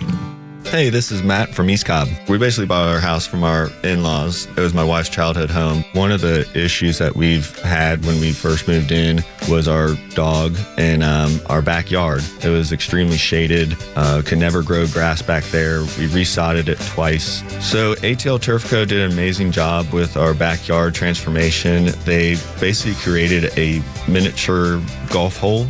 We have a miniature fairway. We also have a miniature little putting green. Consists of about 4 holes, total about 40 yards, so you can definitely work on your short game and your putting. After that transformation that ATL Turf Co. did for us, my father-in-law came and saw his house the way it looked after the fact of we had a putting green and a miniature golf course. Sure enough, he did the same thing with ATL Turf Co. He has a beautiful backyard, wonderful stonework, drainage, and a beautiful practice area for chipping and putting. Check him out online at atlturfco.com. Portfolio analyst positions offered by Angel Oak Capital Advisors, LLC in Atlanta, Georgia.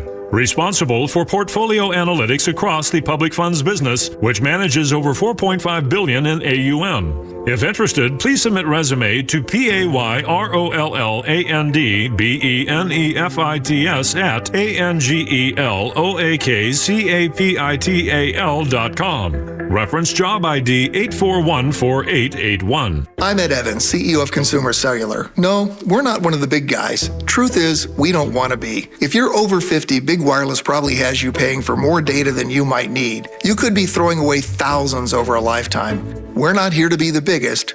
We're here to bring you something we believe is better. Our plans start at just $20. You'll get the same fast nationwide coverage without the big wireless bill.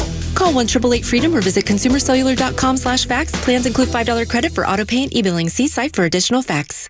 The stories that matter to you. These are your Georgia headlines. Here are your Georgia headlines for Friday, June 13th. The Cobb County Police Department is asking county officials for changes to local law that would enable them to crack down on camping and other behaviors associated with street homelessness. These requests come after Marietta implemented similar changes with success. Over 400 laid-off CDC employees have been offered their positions back. They were initially laid off in February as part of the DOJ cuts. The No Kings protests scheduled for Saturday across the U.S. have over 25 different locations in Georgia, according to their website. Attorney General Chris Carr said police will be working to keep the protests safe and enforce the law. And the Stitch Project, a plan to reconnect downtown Atlanta with a green space over the downtown connector, could be in jeopardy. The initial $157 million federal grant could be cut as part of the new federal budget bill. Today's weather mostly cloudy with scattered storms again this afternoon. Temperatures will reach the low 80s. With your headlines, I'm Jerry Payne for Extra 106.3. 7 o'clock hours brought to you by Van Sant Law Group. If you're in an accident, make the right call, vansantlaw.com. It has been a heavy week of conversation, discussion, riots, now war. It's time to laugh. It's time to smile. And I'm told that this is the segment we're going to get it done. This is the one that's going to put a smile on your face and kick off Friday for me. I am so proud of our listeners. Just start right there. And we'll get to why in just a moment. But one of the things that programming directors, and Devin, take note of this, one of the things that programming directors do not like is when they don't get your show. They don't understand it. Yep. Like, we have a programming director in the building, in Good Strong Andy. There's a lot of elements of Chuck and Chernoff. He's like, I don't understand it. I don't get what y'all are talking about. When I used to produce that show, we would have inside joke after inside joke, and you either got it or you didn't. And that all came from when I worked in Dallas. At the ticket, we had our own language. If you start talking about the P1s, and you're like, what is a P1? Well, that's a radio term for somebody who only listens to the station. So they were always known as the P1s. And, then had little terms like a greeting and a goodbye would be baby arm. It had its own language, all right? And so by the time I moved to Atlanta and I start working with Chuck and Chernoff, we started to have organically these things that we would just say to one another. Like, there was a running back here, Steven Jackson. A guy might go to the Hall of Fame one day. And he didn't have he had what he called an epiphany. Yeah, that's right. I remember that. He's like, I had an epiphany. And we all kind of were what did he say? And then you start using that. And then on the show, it became, I've had an epiphany. And people would say, what are you talking about? There was another person who talked about, he was trying to say, I'm trying to take my hat off to this person, but he said, I take my hand off to this person. And so that became he had a really good game. I take my hand off to him. And then we had our own version of it with Neil Bortz a little bit. And so with Neil, we were basically doing this bit where the joke has been, it started on, again, that station in Dallas, and then it started showing up on a couple different places, like Justified, the show that's on FX. And it was about mixing up the word onus with something different. And so I'd been joking around about it with Tug. I'd played in the audio. And so this was about 4 months ago? Yeah. April Fool's Day, actually. Oh, okay. All right, there we go. Memory, April Fool's Day, we have Neil Bortz on with us. And we now decide, here's the moment where we're going to mix up this word and see what happens. It's like what Tug has told me for a long time. The anus is on you to take care of that. It is. The what is on me? Well, the anus. The anus? Yeah. Onus. Oh, onus. Yes, that's right. You misspoke, Los. Oh, sorry. So his response was glorious. That is now anus. It's still funny to this day. A huge question mark at the end of that. Just The anus. So the play joke, that 15 times. the joke has been, let's just keep mixing this up. And for those of you that are new to this show, when you hear us mix up onus and anus, know that it's intentional. And I know the audience keeps growing. And so just so you understand where it came from, it was earlier this year on Neil. And now, like, we look at each other like there's an opportunity to say anus here. It's like, well, the anus is on you to deal with that. We had Chris Carr on. I was wondering. I saw you get a little wry smile towards the end of that. You know, the anus is on you to come over here and tell us about Georgia football. Can you imagine saying that to a man that's about to run for governor of the state of Georgia? That's why it's so great, because you can work it in when no one expects it and with people in really high places. The anus. So there's that. Well, one of the other ones that we have had for years down the dial, and this goes back to Mike Francesa. Now, if you don't know who he is, Mike and the Mad Dog were like the original guys of sports radio when it started in New York. That was a show, Mike and the Mad Dog. So Mike Francesa was on the air for like 30 or 40 years, which also meant that as he got older, his mistakes were more funny. So Mike Francesa, they had brought up one person with him about like, this person just passed away. And Mike Francesa started guessing on the air how he passed away. Like, he's asking his producer. And one of the ways he just goes, car accident? And for some reason, that stuck out to me. And I pulled it, and it became like the giant question mark to always ask people. So if you heard the start of the show today, when Tug starts talking about all the, different people from Iran who have been, removed from this earth in these strikes, and Jerry just goes, car accident?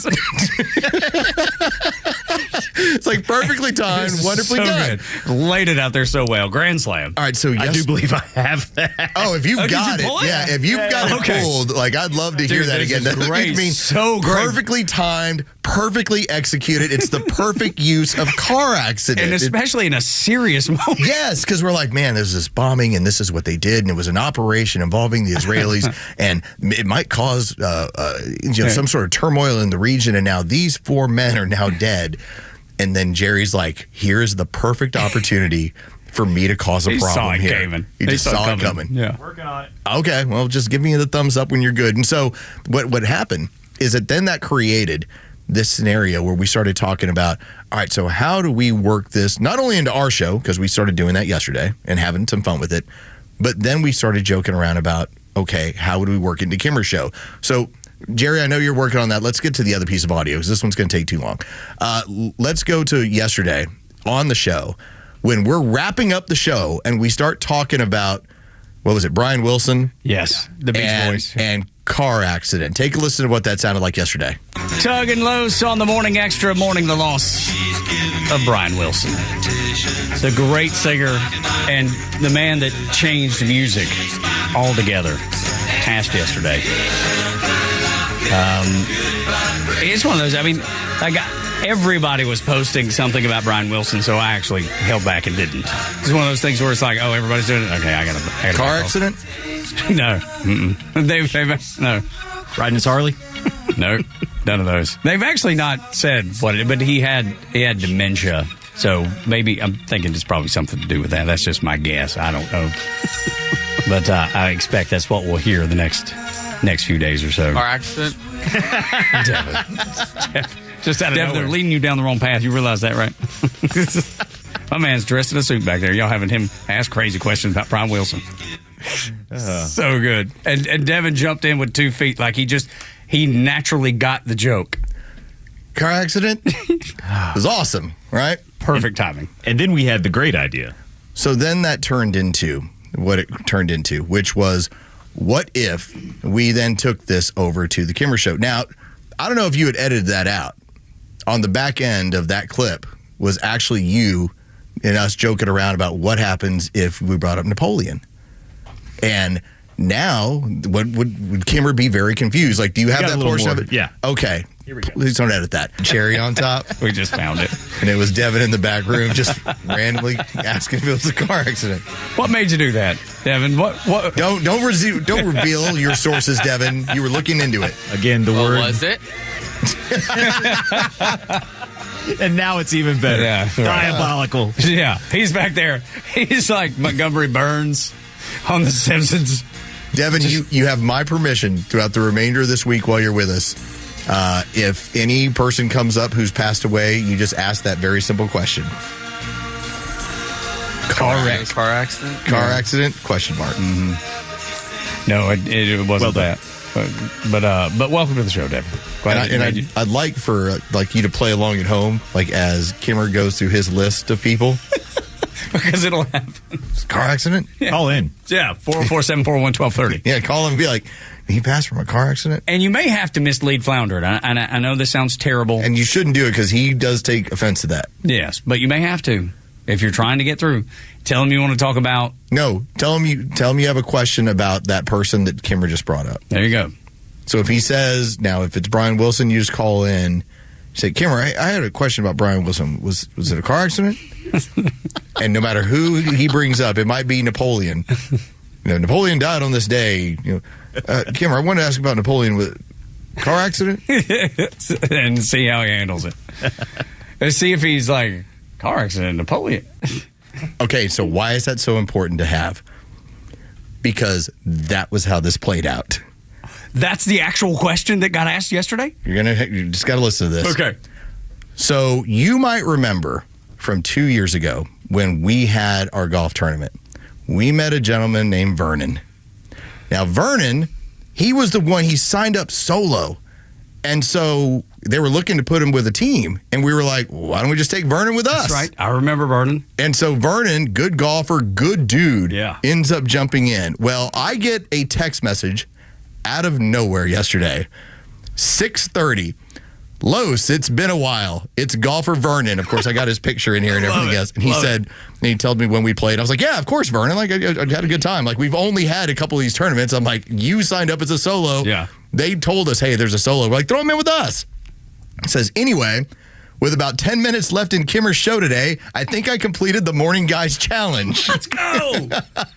Now, he starts describing what he said, and then he points out, you guys are doing great on the side of on the airwaves. Tell everybody I said hi and hit them well. So this is now the audio. Vernon calling in. He's answering and taking part in a trivia thing that they're doing when it came to baseball.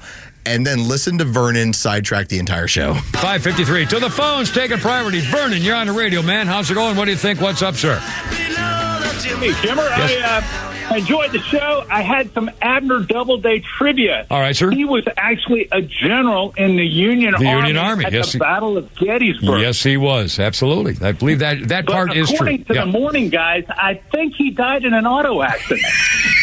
Well, I don't know. I do not have any information on how he passed away. But in an auto accident, it would have been. Well, yeah. I don't know. Well, anyway, thank you, Vernon. I appreciate it. Just as you said, Tug. Just as you said.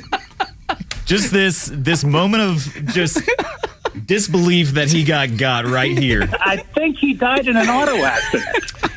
Well, I don't know. I not positive about that. Napoleon, well, he'll probably be real confused for a moment. And yes, poor Kimmer was like, auto accident. What else has got talking about? He was in the Civil War.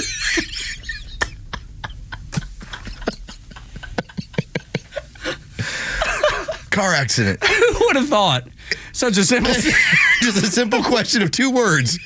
Car accident? Would cause complete chaos. I think he died in an auto accident. Well, I don't know. I do not have any information on how he passed away. Have any information about that? Unsure about that right now. I'll have to do some fact checking. I'll get back with you, Vernon. Oh, Lord. Vernon, that's question. that's Braves tickets, by the way. Did he actually look up? Did he die in a car accident? I have no idea. Because they just kept it moving. They moved on right to the next caller. Yeah, right. And I'm sure there was a giant question mark of, does anyone look up if Abner Doubleday died in a car accident? Because something tells me no. just my immediate reaction. He served in the Civil War. Then he died in a car accident. Seems unlikely. Those two things go together. Vernon, brilliant. Thank you. Absolutely brilliant. Like, we're going to get it. We'll get you a couple Braves tickets. We'll make this thing work. I believe there's a hot dog. And a hot dog, yes. A gift card to buy Vernon hot dog. Man, I'm just so glad that after a couple years where we didn't have any like big interactions, and Vernon's like, hey, you guys are doing great. And by the way, I want to help contribute to your delinquency. I did it. I'm the one. Go look it up. Absolute genius. Thank you, Vernon. And if I recall, wasn't Vernon like a doctor or something? Do you remember what Vernon did? I don't remember what Vernon did. I just remember he was the solid golfer in our group. He was the good one, yes, for sure. Vernon's short game was really solid all around the green. You want to hear this morning? Oh, yeah. Let's start off the morning. It was hilarious. As a matter of fact, there is an IRGC commander that is dead, a strategic commander that is dead, a nuclear scientist, and an ex-atomic nuclear energy chief dead in Iran this morning. So if you were sleeping, car accident?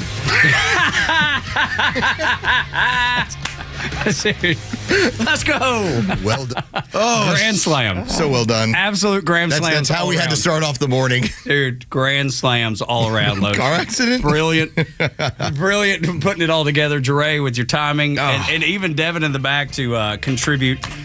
Dude, this is a good day. This is Friday. This is what Friday's supposed to be here on Extra 106.3. Don't do that to Kimmer ever again. No, never again. Never, ever. Braves tickets. Just saying. We needed that. Yes, we did. We needed a good laugh, and I hope you got as much of a laugh out of it as we did. The left is actively trying to convince your kids and grandkids that deporting criminal illegal aliens is a bad thing. And they're doing it in a specific manner that you would never see if we don't tell you about it next on Extra 106.3. The latest sports news, powered by 680 The Fan, and driven to extra listeners by RBM of Atlanta in Sandy Springs, Atlanta's Mercedes-Benz connection since 1964.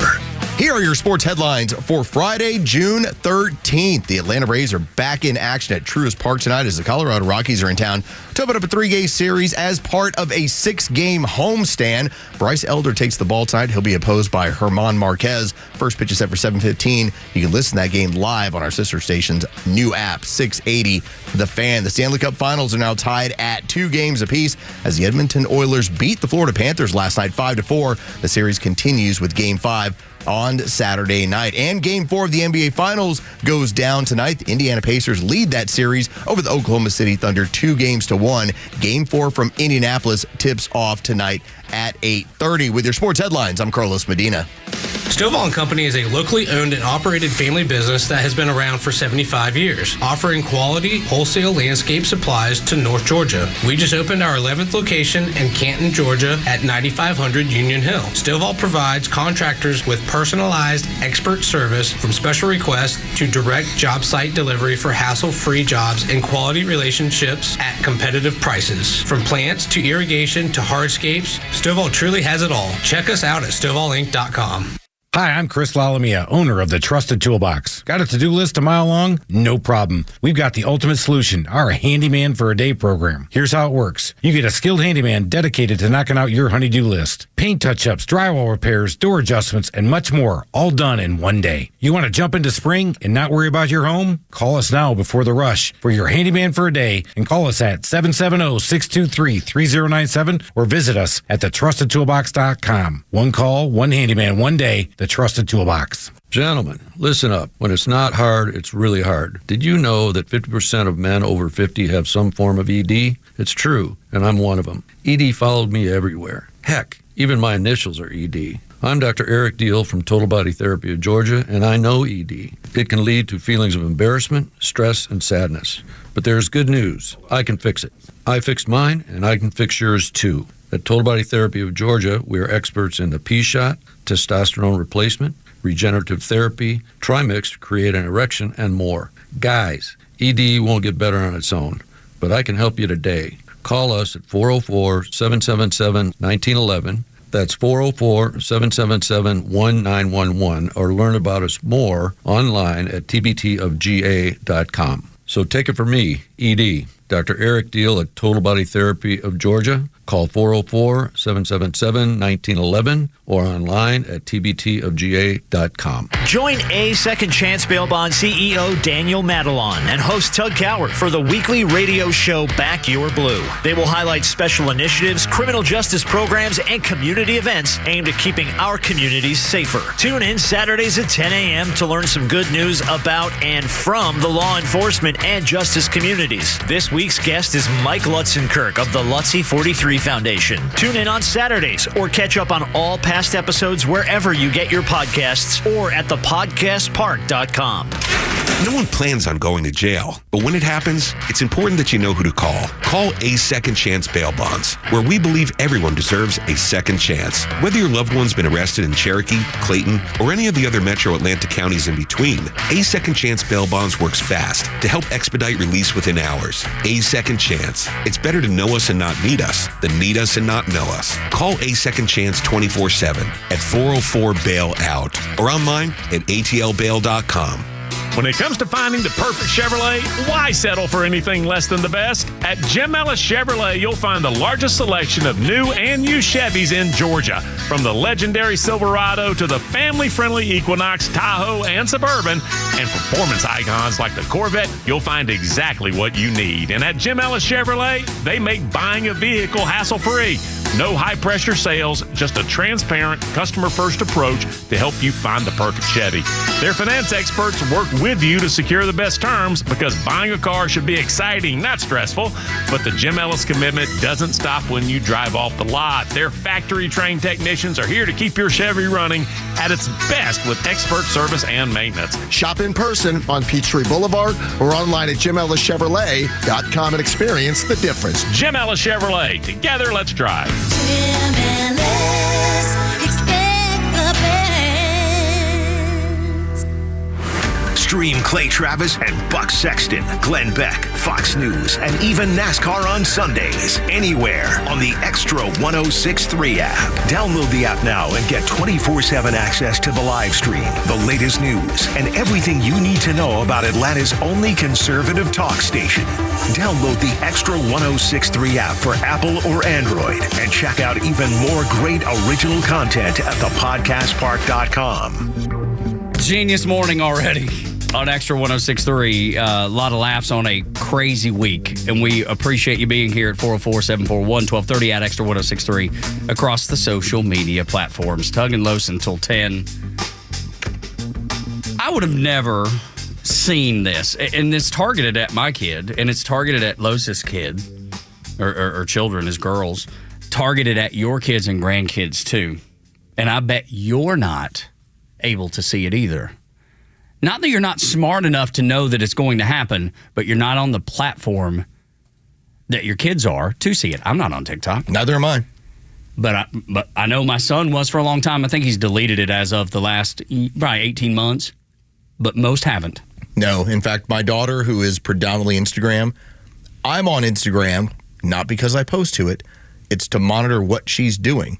In the interactions. I don't have anything to do with TikTok. And that's what makes this so scary. And to be honest, I don't understand TikTok well enough, and I call it a fault of my own.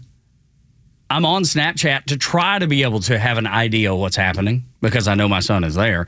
He's about to be 21, so dad helping him out, those days are pretty much over. But for you, it might not be. I want you to hear what the communists, what the leftists are paying TikTok influencers to tell your kids. And that is all the same, very same message. And it's all the same influencers saying the same things that... They're all reading from a script. That's exactly right. Removing illegal criminal aliens in the United States of America is a bad thing. It's all them saying the exact same thing, just like Lo said, reading from that script, trying to influence your kids to go, well, why in the world would we do that? These ICE raids are terrible. Now, they're not giving them the whole story. They're just giving them the narrative. They're giving them the talking points. The Democrats have figured out, the left has figured out they're losing traction in the mainstream media because there's not a kid in mainstream media. How do we influence those kids to eventually come to our side, to vote for us? We go where they are. So why, when you go to a Trump rally, do you hear YMCA and just different music, and there's no constant message? It's just you kind of get on prompter, he jumps off prompter, he does what he does, right? Why then, when you go to the other side, they chant? They start a unifying chant, and then they all chant. Like, I still remember the very awkward when it came to Tim Walz and his wife, who looks nuts. Remember how she was like, everybody, turn the page. Yeah, and she was trying to get everyone to chant that, because the communist has recognized that when you have a unifying message you're attempting to do, if you can get people to all repeat it, suddenly it sticks in the brain. Right. It becomes part of it. So like that's jingles. Yeah. So for advertising. Yeah. But you can also do it for politics. That's right. Of and course. that's what they're trying to have happen. When you have, like, we can go back to even the COVID era, the amount of the news stations that were all saying the exact same thing right off the script. It's because that's what they were told. Here's your script. You all do it. We're all about protecting our community. Yes. So it's the same concept, except this one's aimed at your kids. And they know your kids aren't going to bounce the idea off of you. Most likely, they're going to talk about it with their other friends who also saw it and then are also convinced.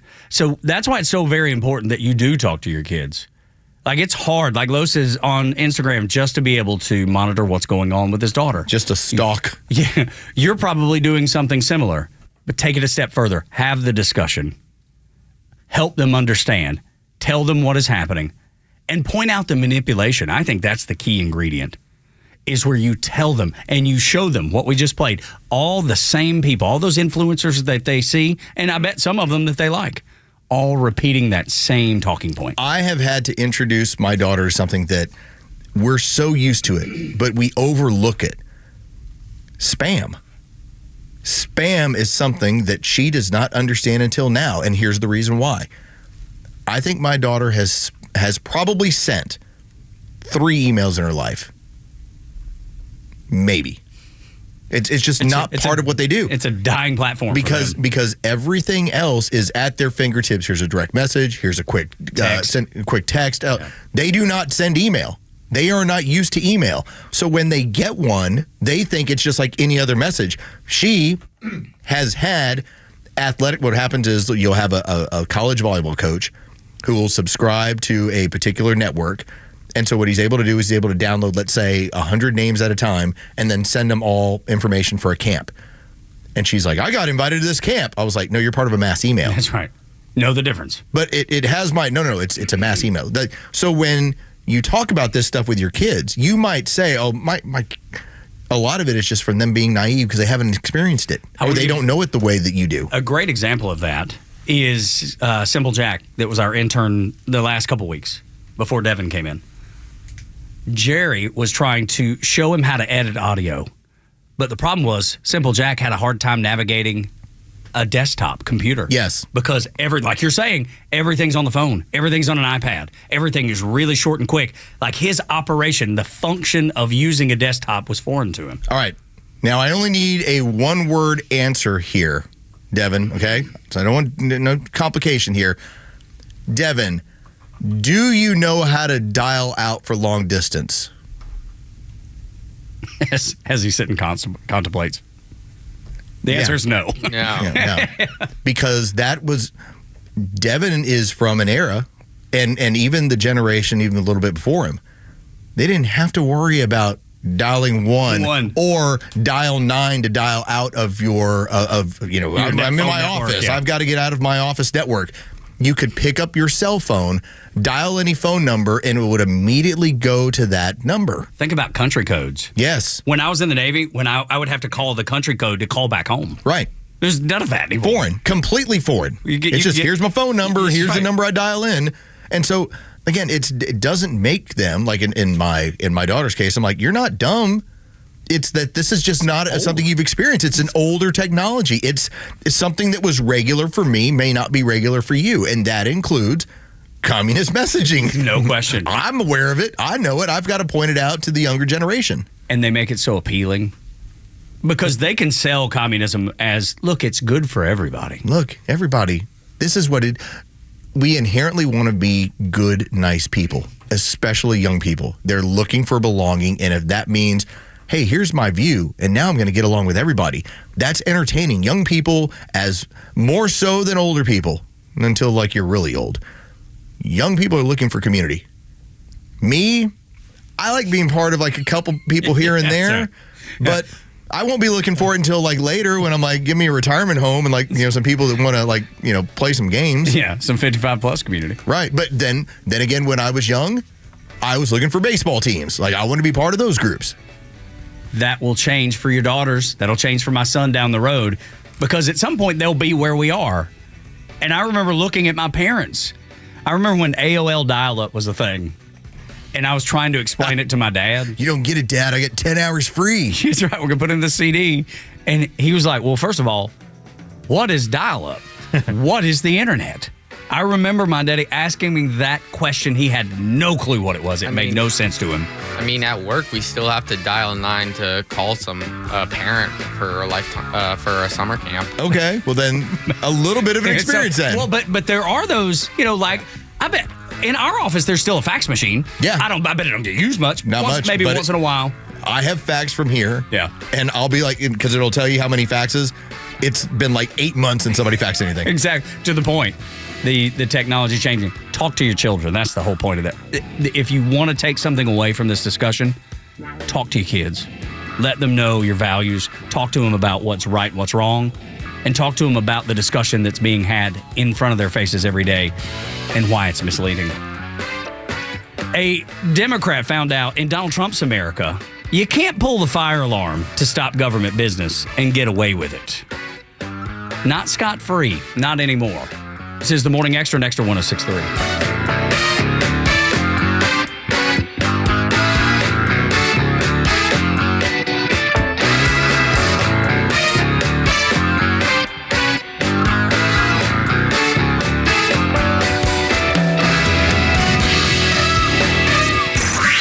Time for the Bortz Report, exclusively on Atlanta's only conservative news and talk station, Xtra 106.3. Okay, no more Los Angeles riots, and I'll talk about Israel and Iran later. Right now, stunning news. Bernie Sanders, the tired old communist, is actually doing something now that I applaud, that I approve of, even though it's steadfastly against my libertarian instincts. Bernie Sanders wants to prohibit advertising prescription drugs on television and on social media. This has been a long time gripe of mine. I feel guilty about it, but I agree with him. I'm so anal about this that I even have a list of all the prescription drugs I've seen advertised on TV. That list is now over 60 prescription drugs long. And what upsets me is in almost every one of these commercials, the actors are portrayed as taking the drug, whatever it is, and then all of a sudden their lives become blissful and happy and joyous. You have the Wegovy walkers. They take Wegovy. I don't know what the hell it does, but suddenly they're walking through the streets of town with their best friends, heading nowhere like a bunch of damn zombies. And then, of course, in the crowd is the doctor with the stethoscope around his neck. Then there's Jardians, where they're always dancing and always fat. One other commercial, I forgot which one it is. But you take this particular prescription drug, and all of a sudden you're on a cruise ship in the Bahamas, and life is just pure happiness. You take this drug, you'll end up on a cruise. Okay, let them advertise. Tell the name of the drug, what it does, and the side effects. No actors. No wonderful scenes of paradise. Don't you know children are watching these ads and thinking, well, I guess taking drugs isn't that bad after all. Okay, Bernie Sanders, you senile old coot, I'm with you on this one. Neil Bortz, Xtra 106.3. WFOM and W292EV Marietta, a Dickey broadcasting station. The 8 a.m. hour is brought to you by Central Heating and Air. This is a Fox News alert. Iran calls Israel's attack a declaration of war. I'm Dave Anthony, and the Iranian president vows there will be a powerful response, and Israel will regret what he calls a foolish attack as they've been firing drones that Israel's been shooting down. Israel will never allow those who call for our annihilation to develop the means to achieve that goal. That's Prime Minister Benjamin Netanyahu. Israel saying that it targeted Iran's nuclear capabilities as well as high-ranking military officials. The strikes killed generals in charge of Iran's Revolutionary Guard and armed forces. Fox's Alex Hogan also reports from Tel Aviv. This coordinated operation was carried out after years of planning between the IDF and Mossad. The mission included Mossad commando units smuggling vehicles of weapons into Iran, setting up a drone base in Iran, and then activating the drones this morning and using them to hit Iran's surface-to-air missiles. President Trump will meet with his national security team this morning. He posted on Truth Social earlier, Iran must make a deal before there's nothing left. Fox's Rich Edson reads more of that from the White House. I told them it would be much worse than anything they know, anticipated, or were told, with much more to come. The Trump administration stressing that Israel took unilateral action, that the U.S. was not involved in these strikes. The president also posted this morning he saved L.A. while thanking an appeals court which ruled in his favor, keeping National Guard troops under his control in Los Angeles. After a U.S. district judge called the president's move illegal and ordered him to return control of the troops to California Governor Gavin Newsom by this afternoon. The Trump administration asked the Ninth Circuit to intervene for what it called an extraordinary intrusion into the authority of the president, who sent troops in the wake of protests against his immigration crackdown. Fox's Lillian Wu, the sole survivor of yesterday's plane crash in India, says he can't believe he's alive. America's listening to Fox News. Life insurance. Why are you putting it off? Can't afford it? Too much hassle? Think you don't need it? There's lots of excuses for putting off life insurance. But if you weren't there, who would pay the mortgage and other bills? With Ethos, you could be covered in 10 minutes and boom, family protected. Ethos, fast and easy online term life insurance. Up to $2 million in coverage with no medical exam. Some policies as low as $1 a day. Answer a few health questions and get your free quote at ethos.com/policy. That's ethos.com/policy. Hey, it's Mike Rowe, and if you want to do business with a company that actually stands for something, switch to Pure Talk. I did. Sure, I appreciate being on America's most dependable 5G network with unlimited talk and text for just $20 a month. But what I really appreciate is Pure Talk's commitment to our military and to our skilled workforce. That matters to me. Save 50% off your first month when you dial pound 250 and say keyword Mike Rowe. Pure Talk, a wireless company that actually stands for something.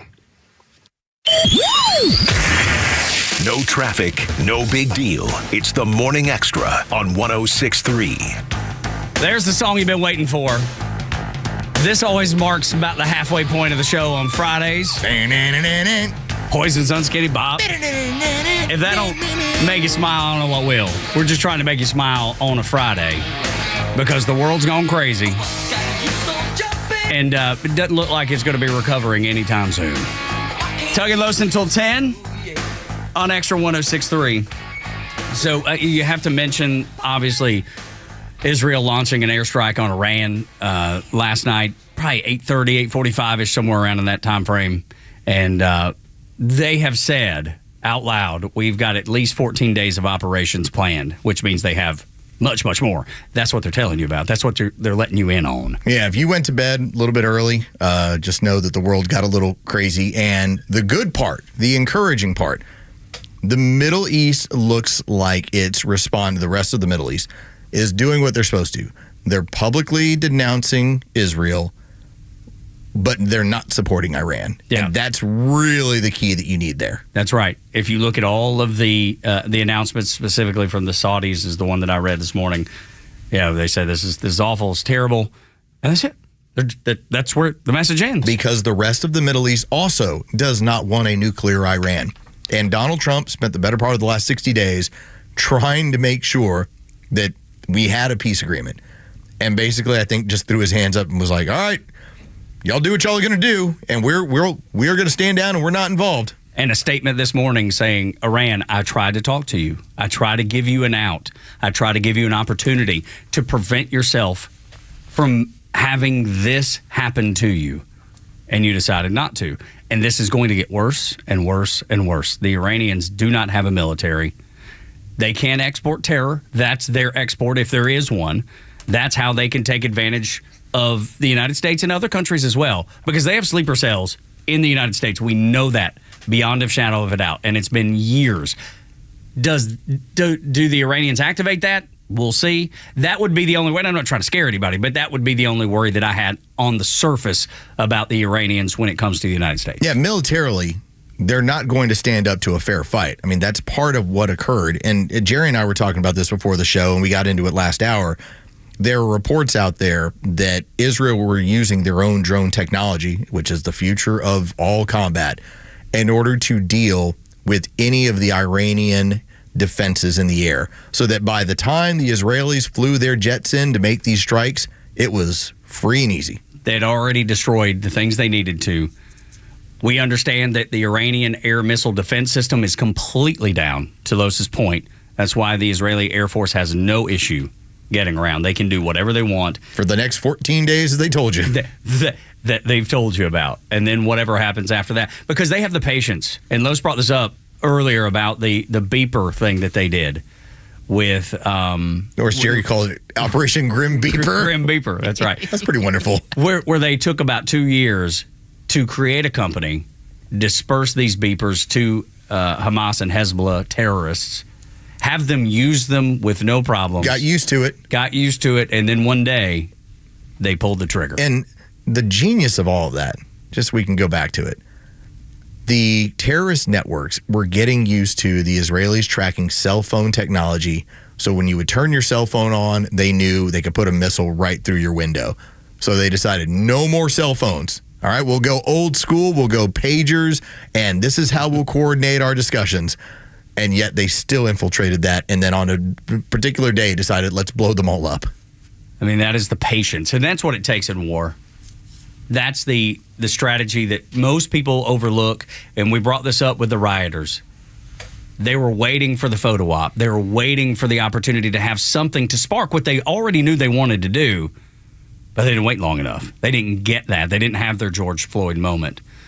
And that's why the American people were like, well, why are you rioting? I mean, Donald Trump campaigned on this. This is what he said he was going to do. Illegal immigrants with criminal records are going. They've got to be out of this country. And that's what he's done. And then the polling supports it. The American people are behind him. So the American people are looking at this riot, this peaceful protest that the Democrats have called it, the entire time, and they frown on it. They're like, this is not what we want. This is not the America I love. Now, if you listen to Dick Durbin last night and today, he's like, the Democrats never called this a peaceful protest. The hell you say? Telling you, they're trying to remake reality on the fly. Anything. Because it's not polling well at all. It hasn't polled well since Monday morning. And then that takes you to Senator Padilla. When he crashed the press conference of Kristi Noem yesterday talking about the ICE raids and the riots, this dude knew exactly what he was doing as well. This is theatrics at the lowest point because he didn't even do a good job. He walks in, doesn't announce who he is. The Secret Service respond to a man coming toward a cabinet member. By the way, he doesn't have, as they were pointing out, normally they have their security pin on, so you can recognize who they are. And he did not. Do you think that was intentional? Yes. I do too. How do we cause some sort of chaos? They're, again, looking just like with the riots. They're looking for that photo op. What did I say about the color revolution? He was hoping to create a scenario in which he would say, wow, look how authoritarian the government is. And then you got them trying to run with that somehow, and it was really well done by Stephen A. Smith, pointing out, you don't get any points for showing up and messing with a cabinet member's news conference. That's not showing some sort of defiance or intelligence. That's not a resistance. A resistance is coming up with good ideas, but they don't have any. That's the problem. And then Hakeem Jeffries, the minority leader in the House, he comes out with his statement. Hakeem Jeffries. On the Morning Xtra. He was at that press conference doing his job, asking questions about what is taking place in California, the state that he represents, and on behalf of the American people. And he was recklessly and aggressively manhandled. That was unacceptable. It was unconscionable. It was unpatriotic. It's un-American. And every single person who was involved in manhandling Senator Padilla should be held accountable to the full extent of the law.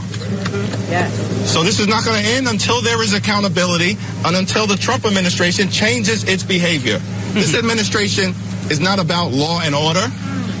It's about lawlessness and disorder. And that's what we've seen from day one of the Trump administration. And that's the blanket statement you're getting from the Democrats. He wants those who detained a man rushing at a cabinet member with no sort of identity marker, no sort of pen that says I'm a senator. A guy that I wouldn't be able to pick out of a lineup, and we keep up with this every day. You would have never heard about him until this moment. Because there's no reason And that's to. the reason. That's the reason why this occurs. But it was so performative. I did enjoy the whole, we're going to put you on the ground and cuff you. That's exactly right, dude. It was kind of cool. And that's the thing that I think. Because no one's above the law. No, and he's tweeted that so many times. No one's above the law. He tweeted it over and over. In the last 2 years, he's tweeted that. Go look at his account. You'll see it too. They're trying so hard to make something stick, but their antics make normal folks just roll their eyes, just like you are this morning, just like Los and I are, because we know what it is. It's like when a child throws a temper tantrum, what do? You ignore it. Right. Because if you make it a big deal, they realize, oh, this is working. They're going to feed on your energy. They're trying to get your attention. And in this case, you actually walked into a press conference and decided, I'm going to get the attention. I'm going to shout loud. You look like children. This is all wins for us. Absolutely. Across the board. Every single thing they've attempted to do this week, nothing is hit. Maybe the only one thing they have, the only thing, and it's an old playbook. Well, let's get Quinnipiac to put together a poll that doesn't make any sense. And that's only going to resonate with Aunt Peg. Yeah, that was it. Outside, you took L's all week long. And all continue week long. to. And will continue to. And Dick Durbin, as he talks about how no one on the Democrat side, he's seen no one say this is a peaceful protest. It's been violent the whole time, and I know it. You know it. Everybody knows it. For him to say, I've never seen anybody on the Democrat side say this is peaceful. Go back and look at AOC. Go back and look at all the other Democrats that said peaceful protest. What about Karen Bass? What about Gavin Newsom? Are those not Democrats? That was the argument to start the week. And then once peaceful protest was not resonating, then it turned into, well, the violence was only because Donald Trump sent over. But. And of course, Donald Trump didn't even send in the National Guard until Monday. So everything was burning on Saturday and Sunday. It wasn't until day 3. So it doesn't work. It's just, again, it rings hollow. It doesn't work. And nobody is listening to the Democrats because they look childish, because they're acting out. They have no message. They have no victories. They have no policy. What do they have? They have nothing. Right now, their beacon, their North Star is Gavin Newsom. Can you imagine? That's what it's now become. That's the desperation. That's the guy you're going to follow into war? That's the guy you're going to follow into battle? No, thank you. I wouldn't follow that guy across the street if he had tickets to the Braves game. I wouldn't go with him then because I wouldn't trust him. But that's he's putting up a fight. Wait a minute, he already let his state burn down. But that's because they were so ill prepared. I'm like, there's so many problems that he already has that it's a joke to think that he has any sort of national foothold. But that's what the strategy is for Gavin Newsom. I'm going to look like I'm standing up to him. I'm going to look like I'm the resistance. I'm tough. You're going to see my Google searches go through the roof. And they have. To his credit, they have. But I think when people Google search him, they're going to realize what he's done, what he's capable of doing, and what he would do to the United States just like he did to California. It's already over for him. Again, in the optics game, yep. I've got one guy standing on a car with fires all around waving a Mexican flag. And I'm like, were you governor? Is this your state? Yeah, right. What's going on here? It's all I need. It's all I need. And I'm over it. I'm tired of it. We said we weren't going to talk about rights, and we're not. We're talking about the fact that Democrats have no direction in their party. And I love the fact that Stephen A. Smith, who is a guy that I don't always agree with, but lately he's to the point where he's going, I'm going to say the things that are so obvious and so clear. I'm going to use my common sense and say, I'm not a Trump guy. I'm a Democrat. I've always voted Democrat. But I can see the ills of what's happening. I can see the fact that the Democrats think they're moving the needle with the American people, and they're doing nothing but burying it. I think the important part is that he is signaling just how embarrassing they're acting right now. Like, that's what he's doing. He's like, really? Like, this is your response to this stuff? You know, I mean, I think that is the part that's really working for him because it's not like he's getting deep into policy. No, it's very surface level. It's very surface level. Yeah. But like one of his points was, how can all of your response be whatever Trump is for, I'm against? He's like, that doesn't work. Because that is nothing. And that's common sense sort of stuff. It is, but that's why it resonates. You're going to lower my taxes. I don't want that. That's right. Wait a minute. Hold on a second. We're going to stop waste, fraud, and abuse. No. Like, that doesn't make any sense. What? But that's the thing that Stephen A. Smith is so smart about. I don't know how he is as far as political savvy, but I know he's very smart about media. I know he's trying to get involved in what we do. Yes, that's right. He definitely wants to, for sure. Got all these guys coming over here. Well, you were exiled years ago. Don't act like I didn't want to also be like, they're going to let me talk about whatever I want to talk. Okay. Pull the curtain back. We're not in the 9 o'clock hour yet, but let's do this. Tug and I have the greatest jobs in this building because not only do we get to go across the hall and talk about sports or whatever that stuff, and we can talk about that here as well, but then all the things that the other guys want to say, they can't say over there. And so then they come over to us and they're like, "Hey, what did you guys think about that?" Or what? And then we get to start. Yeah, and they're like, "Yeah, I thought that too. I thought that too." or when they kick open the door during the top of the hour news break. What did you guys think about this? Did y'all see? And they're like, "I wish I could have said that. I wish I could have made that point. Just said that." Do you realize how many girls that are losing opportunities because these boys keep showing up? Like, there's a lot of little things that they will. But I would talk about that sort of stuff a little bit. Always like the last segment of the show in the evening. And then they would hit you with it down the hall. Like, well, I guess you're gonna have to go down the hall down the way. But yeah, no, it's fun to be able to talk about this stuff and get it out there. But that's the reason, though. Stephen A. Smith sees an avenue for revenue. Yes, for he himself. does. He sees a future where I'm going to be more than just the sports guy. He's going to be center left outkick. Yeah, that's probably his platform or his platform goal. Well, and he's done podcasts with Clay Travis. I wouldn't be surprised, and just because he's the highest paid person at ESPN, I would not be surprised if down the road, like Outkick would be like, "How do we get a hold of you?" And that's part of, in my opinion, just to give everybody how this works. When ESPN decides to retain him next time around, they're going to have to give him a raise. Why? Because you'll probably have an Outkick / Fox News that are saying, "We're willing to pay you too." That's right. Like, how do you get the next raise if you're already at the number one and you want more money?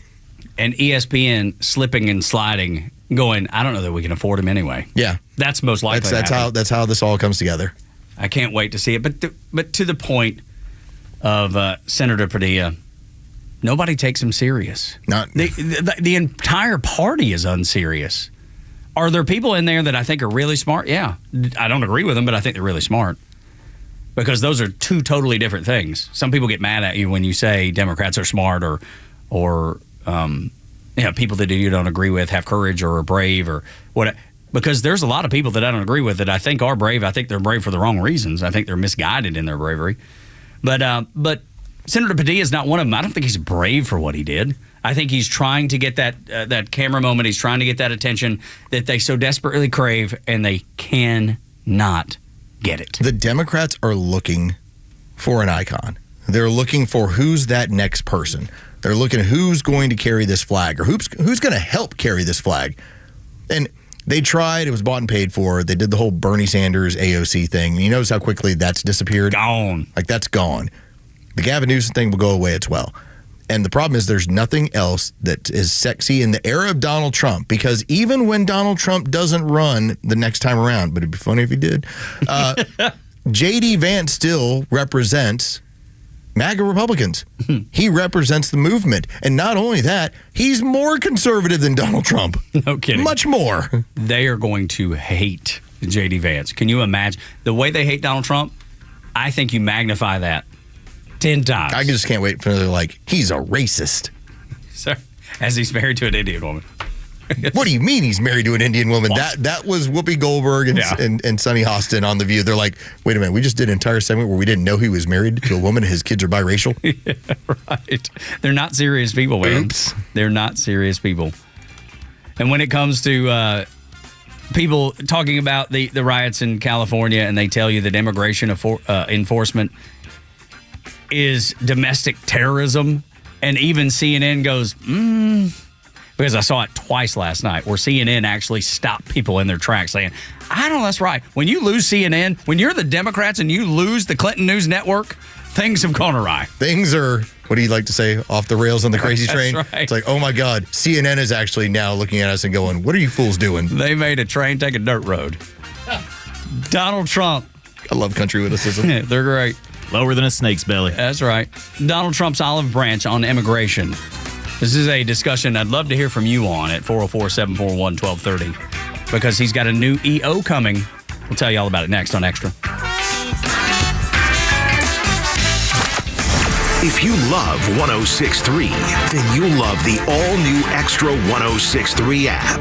It's loaded with replays of your favorite shows like the Morning Xtra and the Kimmer Show, podcasts from conservative voices across the South, and access to Extra's crystal clear live stream from anywhere in Georgia. Grab it now for Apple or Android.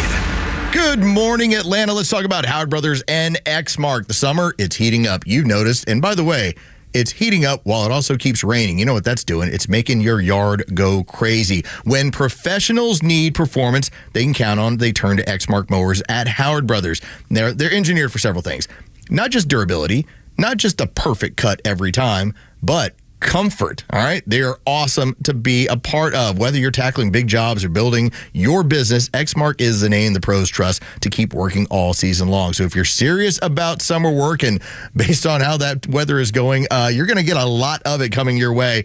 Head on over to Howard Brothers and get yourself an Xmark. The grass is always greener when you take care of it with Xmark and Howard Brothers. An investment in your home is something that will pay off in the future, but it's something that you can enjoy right now. Hi, I'm Dan Watkins, owner of All Four Seasons Garage, Entry Doors, and Windows. A beautiful new garage door, entry doors, and windows are an investment you can love every day, and they will increase your home's value, energy efficiency, and curb appeal. All Four Seasons, trusted in Atlanta for over 25 years, exceptional customer service, and high-quality work. When trust matters, trust us. All the number 4 Seasons Garages.com.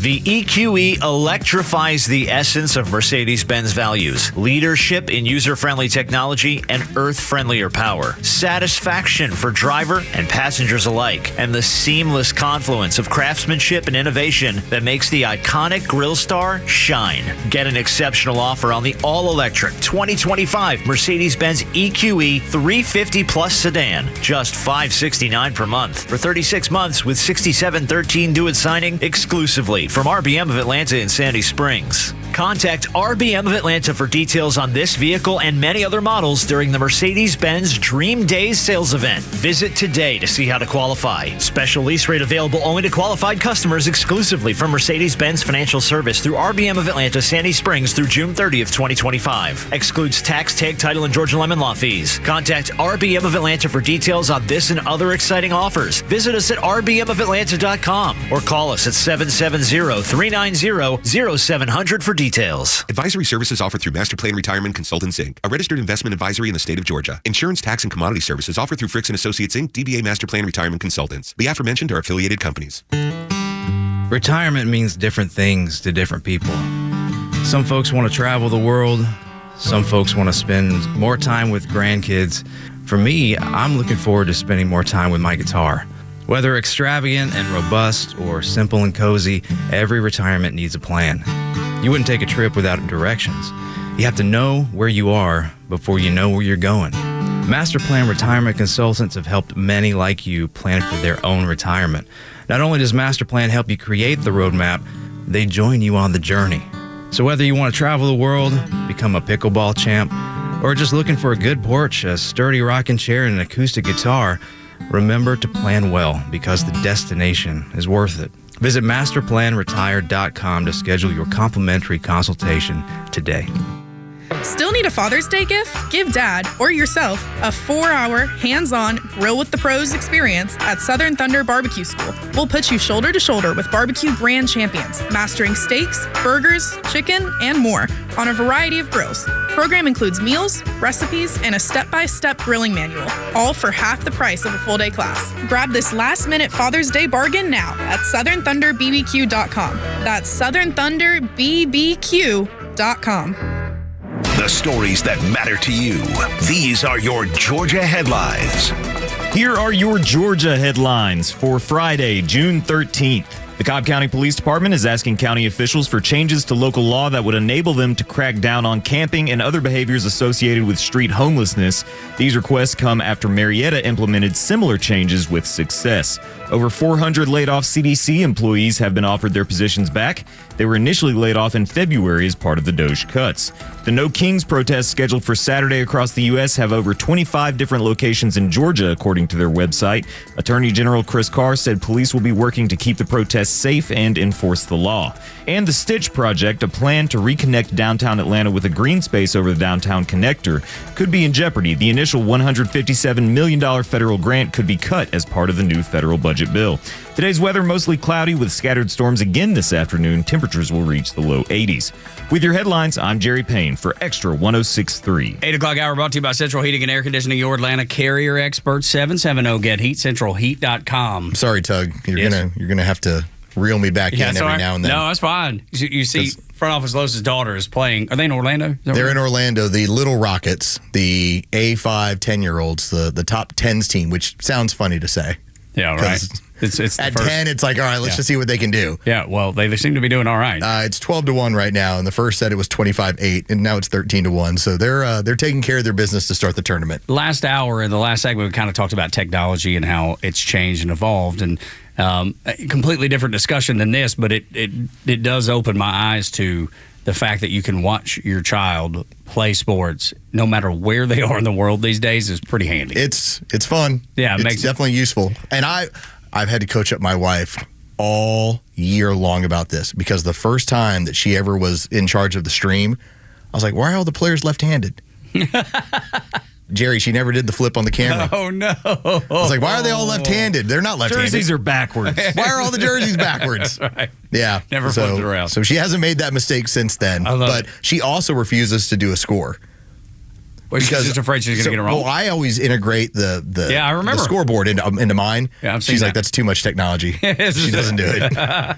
She just starts the phone and says, stream, go. And to her point, if she's already nervous about it, when you do something and you're nervous about it, you're typically going to have some sort of error because you're overthinking it. Yes. And then you become the butt of all the jokes, Then let me tell you, the left-handed jokes went all weekend long. To my point. I was like, Yeah. And so I just was thinking about it, like as I'm watching it, I just start singing to myself, technology that Allison won't embrace. Can't handle it. So great. I've seen her walk in front of the camera a few times. She has. Yeah. But all the parents will do that. Yeah, moving around. But she's the one I'm like, if there's one person that shouldn't, you know where it is. The one who's running it, you're the one who set it up. Is it at least on a tripod? Yeah. Okay. Yeah. Oh, let me tell you, that's another thing, Jerry. In our house, I think we've now got like 4 or 5 tripods because depending on what you're using it for, like for instance, we have our ball time tripod, that's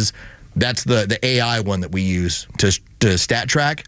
That has to be at least like 7 feet in the air. Oh, man. So that one's like way up, whereas all the ones for just streaming games, well, those are like closer to like 5-6 feet. And so, yeah, there's actually right now like a 7-foot tripod that is in my basement right now that I was just making sure was operational. There are parents sitting back and listening to the show right now going, I know exactly what he's talking about. Because in baseball, it's, there's the thing that hooks on to the backstop where you can then stream the games. And there's technology that, like you're saying, that'll integrate scores and pitchers and batters and hitters and all that sort of stuff. And then through Game Changer, I know plenty of parents are familiar with Game Changer.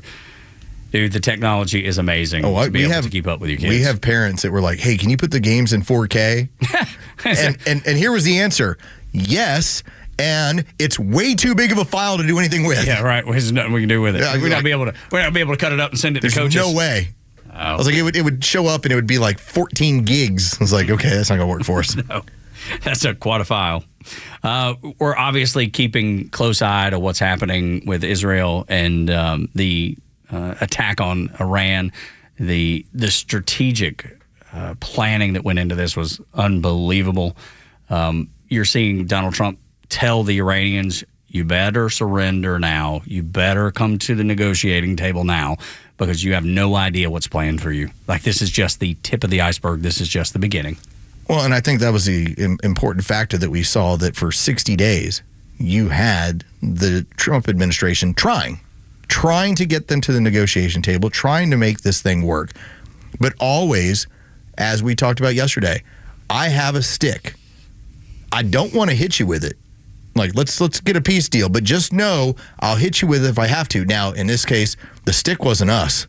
The stick was the Israelis, that we were keeping them at bay. Like, listen, they want to tear you up. I'm your friend here. And understand that the Israelis, and Benjamin Netanyahu said it when they launched the attacks, and he made the statement. It was about a 10-minute statement.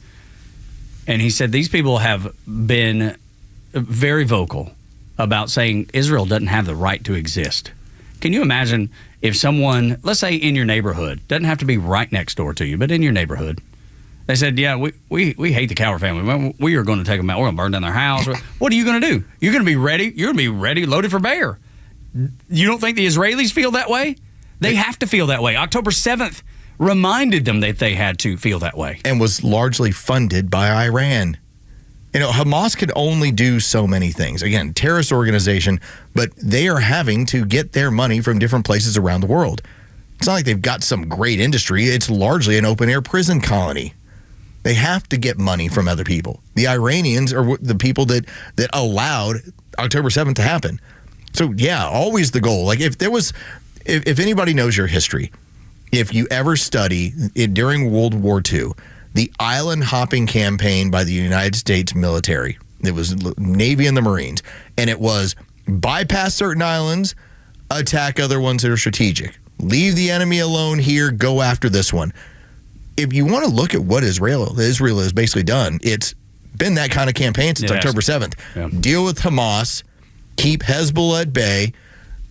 Yeah, when we got to go ahead and deal with some missiles, we'll deal with some missiles. But the goal has always been we're going to hit Iran back and hit them hard. The only thing they have is terrorism.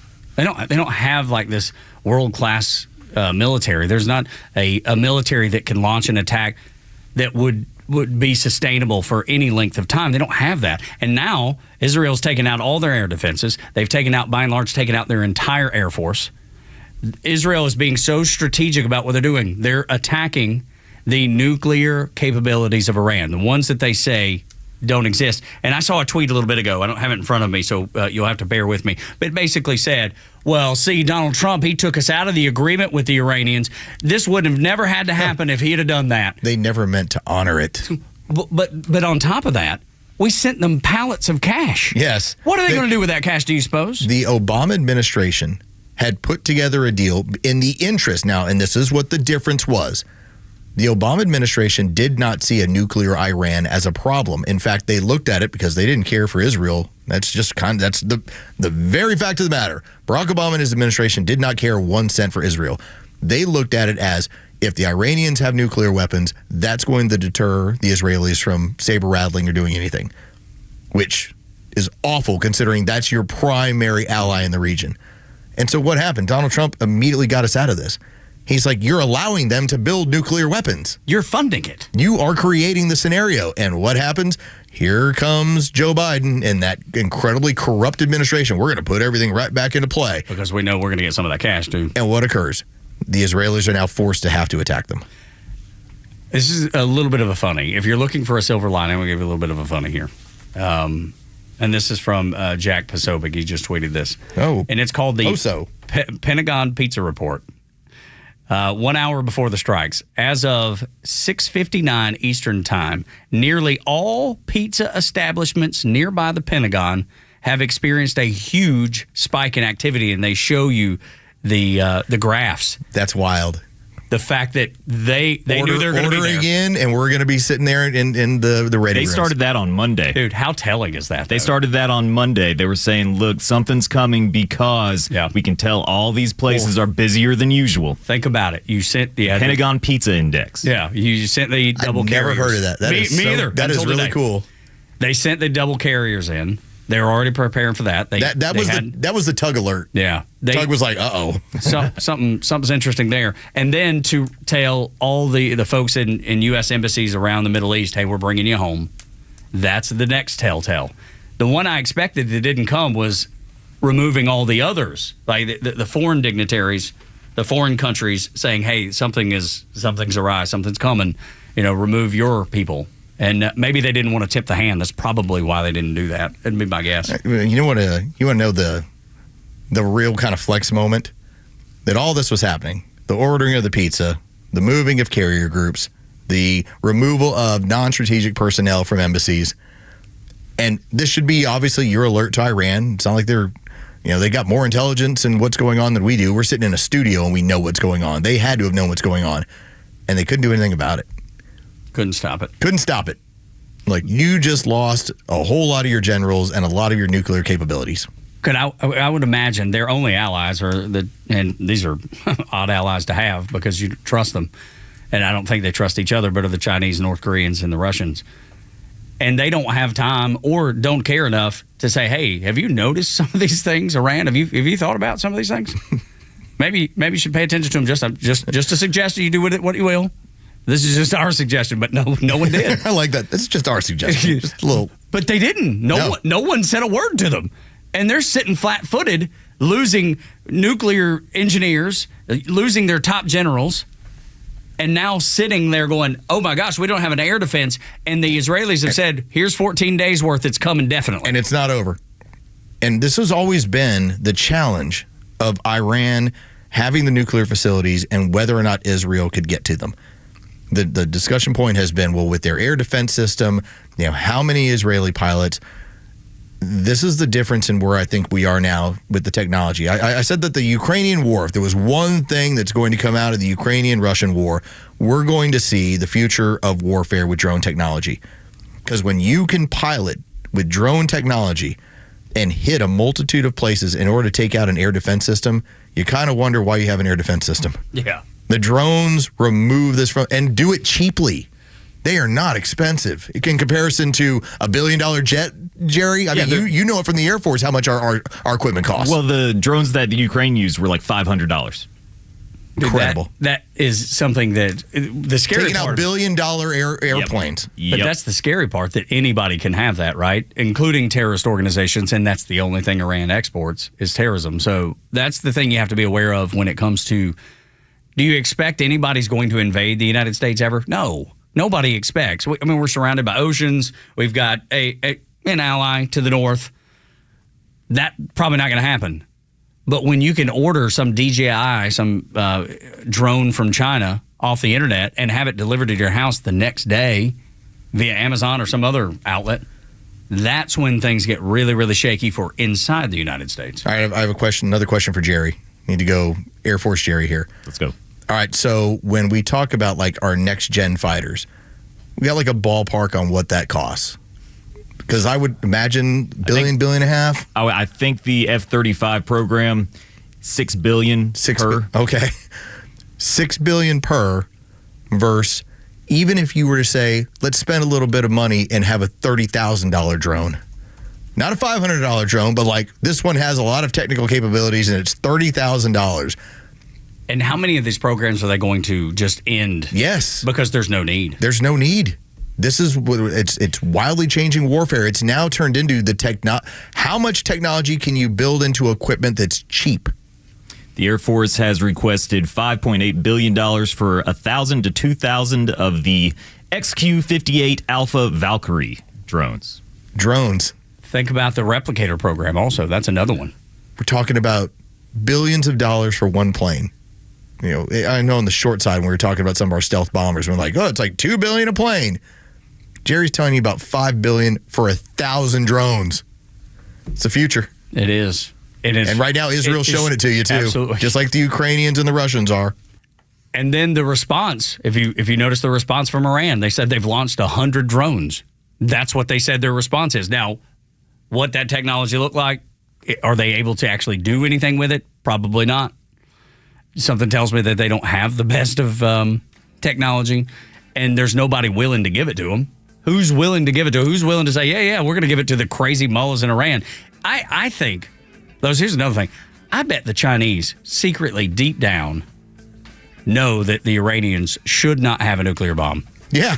I think they're They're the ones. But the Russians back. The Russians have back. The Russians have the biggest nuclear arsenal in the world, and they're like, you don't really need one. Mm-mm. Y'all are good. Y'all are crazy with a capital C. Now, they're not going to say that out loud, But I think anybody with some common sense goes, we don't need any of those people with nuclear technology. When we continue on Extra 106.3 Tug and Los until 10, 8 o'clock hour brought to you by Central Heating and Air Conditioning. Your Atlanta carrier experts, 770-GET-HEAT, centralheat.com. The sheriff I want for Fulton County currently works in Brevard County. Hoping we can draft him. Next on Extra. The latest sports news, powered by 680 The Fan, and driven to extra listeners by RBM of Atlanta in Sandy Springs, Atlanta's Mercedes-Benz connection since 1964. Here are your sports headlines for Friday, June 13th. The Atlanta Braves are back in action at Truist Park tonight as the Colorado Rockies are in town to open up a 3-game series as part of a 6-game homestand. Bryce Elder takes the ball tonight. He'll be opposed by German Marquez. First pitch is set for 7:15. You can listen to that game live on our sister station's new app, 680 The Fan. The Stanley Cup Finals are now tied at 2 games apiece as the Edmonton Oilers beat the Florida Panthers last night 5-4. The series continues with Game 5 on Saturday night. And Game 4 of the NBA Finals goes down tonight. The Indiana Pacers lead that series over the Oklahoma City Thunder 2-1. Game 4 from Indianapolis tips off tonight at 8:30. With your sports headlines, I'm Carlos Medina. Jaron Solomon here, and this June, Solomon Brothers Jewelers is celebrating the people who make our world sparkle, you. All month long, we're giving back to the customers, partners, and charities that have helped us grow. We have exciting giveaways, including concert tickets, gift cards, prizes from the Braves and Dogs.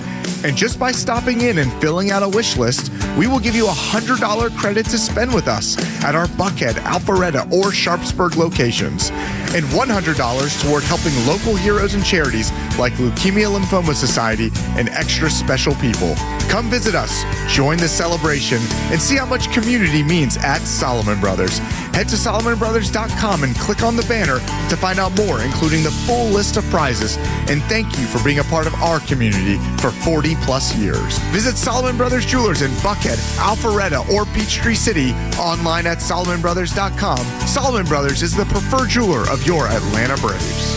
Hey, this is Tom from The Honest Car Guy. We help you buy your next pre-owned car or truck honestly. We guarantee each vehicle we sell will come with a copy of the bill of sale, showing what we paid for it. You pay what we pay, plus an honest fee. Guaranteed. Honesty is the best policy, and we guarantee it. Finally, a pre-owned car and truck buying process that you can trust. Get an honest car buy from the Honest Car Guy. Call 844-SHOW-ME-1. That's 844-SHOW-ME-1, or visit honestcarguy.com. Calling all contractors. Stovall & Company Wholesale Landscape Supply is here for you. We've been family owned and operated for more than 75 years, and we just opened our 11th location in Canton, Georgia. We are proud to provide all your wholesale irrigation, nursery, and landscape supply needs. We are partnered with Keystone Hardscape to offer a wide variety of products to enhance any outdoor living space. Here at Stovall, we have it all. Check us out at StovallInc.com or visit any of our convenient locations throughout North Georgia. The private sector pension is pretty much gone now, but at Chandler Wealth Management, Craig Chandler has strategies to build in a personal pension. With more, here's Coach Pete. We call it a financial fill-up strategy. And so if you'd like your own financial fill-up strategy, you get a share in the gains of the market of some of these devices here, but you never have a share in the loss. So your worst return is a zero. If the market's going down, you're not going to lose money, but you're not going to gain money. And then when you choose, you can get a lifetime income from this account that you can never outlive, both for you and your spouse. That's the magic right there. So most people's pension accounts is for one or the other, or you have to take a lot less and the spouse gets it. But again, most pensions I see are IRAs, individual retirement account. You can turn an individual retirement account into a joint income account if you do the strategies we educate you on when you come in. Learn about it when you meet at no cost, no obligation with Coach Pete's local trusted advisor, Craig Chandler, Chandler Wealth Management, 800-419-6164, 800-419-6164, 800-419-6164. This is a Fox News Alert. I'm CJ Papa. The Israeli military claims strikes have damaged Iran's Natanz nuclear facility, with Iran's president vowing revenge for the surprise attack. Iran already retaliating by sending a swarm of drones toward Israel. President Trump taking a Truth Social, telling Iran, quote, I told them it will be much worse than anything they know, anticipated, or were told, that the United States makes the best and most lethal military equipment anywhere in the world by far, and that Israel has a lot of it, with much more to come. Fox's Rick Jetson at the White House. The president adding 2 months ago, I gave Iran a 60-day ultimatum to make a deal. They should have done it. Today is day 61. Israeli embassies and missions around the world are closed and consular services will not be provided. America's listening to Fox News.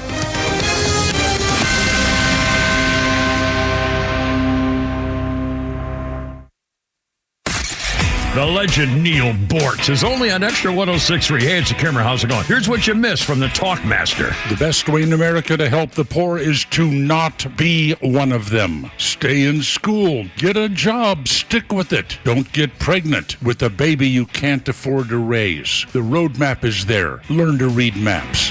Catch Neil's commentary every day on Extra 106.3 or listen anytime on the Extra 106.3 app.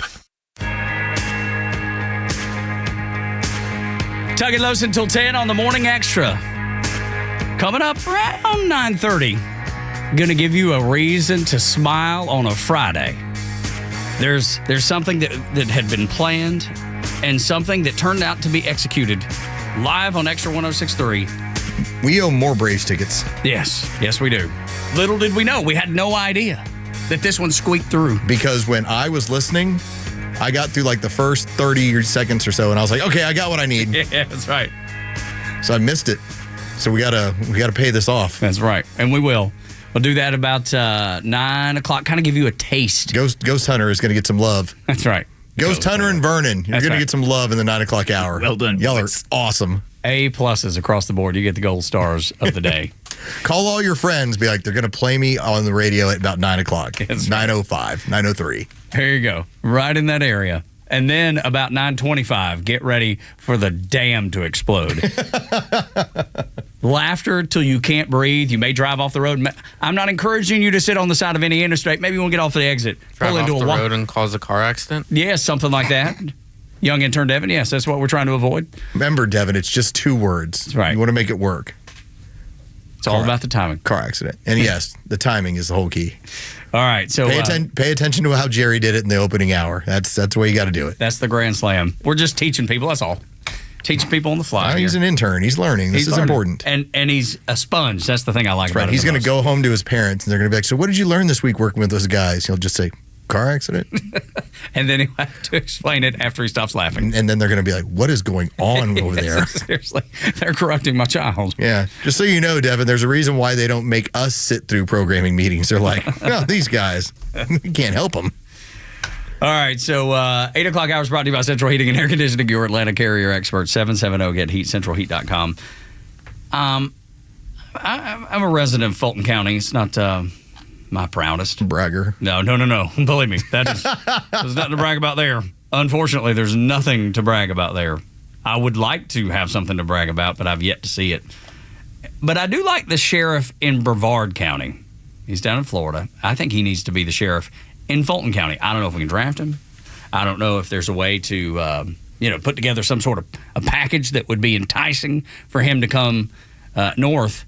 But we would have to have a lot of changes in Fulton County for him to be able to operate with the autonomy that he operates with down in Florida, because he's got a great governor and a great blood red state that supports him.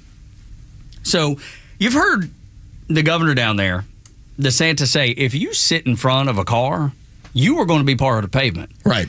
How many times have people said, I just wish they all would take one, just one person, let them get run over, and this would fix this problem. Why is it always Florida that has to? Is it just because of its nature? I think so. Like in Florida. And this is from somebody who's spent a lot of time there, who I will soon be selling my property in Florida. Got a few more weeks of being a Florida somewhat resident. Everything in Florida is trying to bite you, right, or kill you, or eat you. Pythons, alligators. So with that being said, people there are a little bit rougher around the edges when it comes to dealing with crime. So I love when it's, if you break into my house, what was it that one sheriff told you, and you shoot them, it's like, make sure you shoot them more than once. That's right. That way, when we come to get them, we know where we're taking them. That's right. And you hear things like that, and it sounds so violent. It sounds, I would imagine to a liberal's ears, this sounds like the worst thing you can possibly imagine. But I think to regular, everyday Americans that get caught in traffic jams because you got some fool sitting in the middle of the road and they'll drag him away and he'll run back and then sit right in front of him. All it take was one. I've heard that a million times. It'd just take one. Just one. The sheriff down in Brevard County, Florida says, go ahead, be the one. If somebody wants to know what I mean by turn violent, all right, this is what I mean. If you resist lawful orders, you're going to jail. Let me be very clear about that. If you block an intersection or a roadway in Brevard County, you are going to jail. If you flee arrest, you're going to go to jail tired because we are going to run you down and put you in jail. If you try to mob rule a car in Brevard County, gathering around it, refusing to let the driver leave, in our county, you're most likely going to get run over and dragged across the street.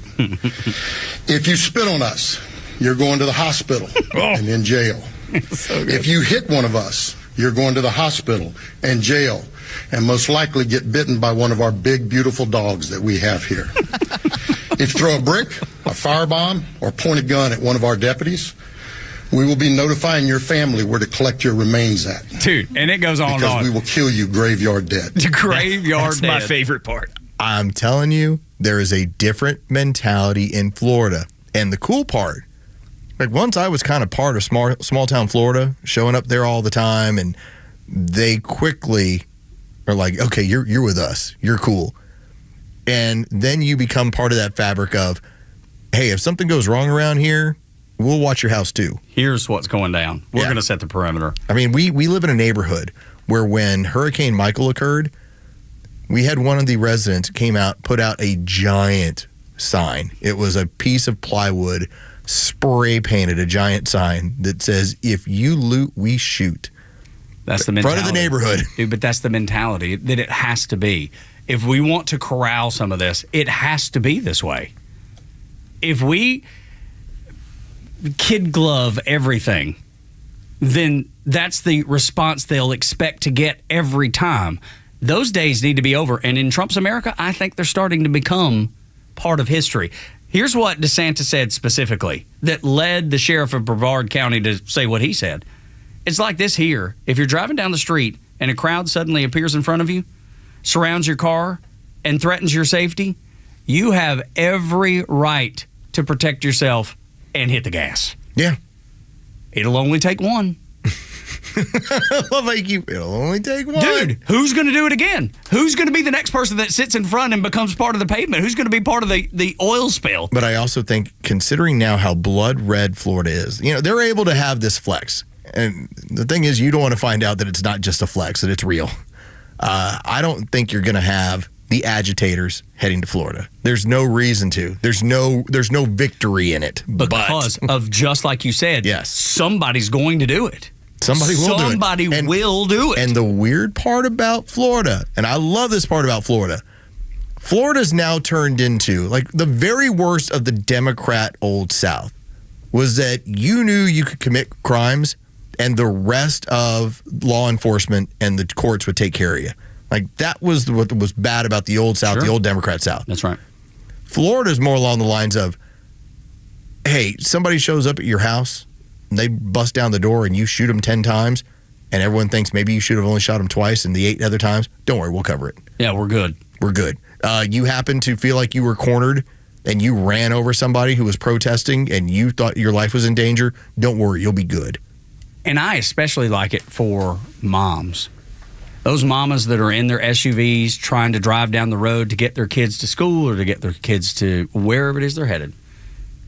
Just say church. It's always church. Just trying to go to church. Let's say it is going to church. I was just trying to go to church. And then these people threaten you, threaten your child. Dude, what is a mom's instinct? A mama is going to protect her babies at all costs. Now Ron DeSantis said, yes, you should. You should be. That natural instinct that you have is the right one. And I agree. It is. It's a wonderful place. It's not just Disney World. It's a wonderful place. Dude, Disney's the least best of Florida. There's so many great, the governor, everything else. Dude, it's A+.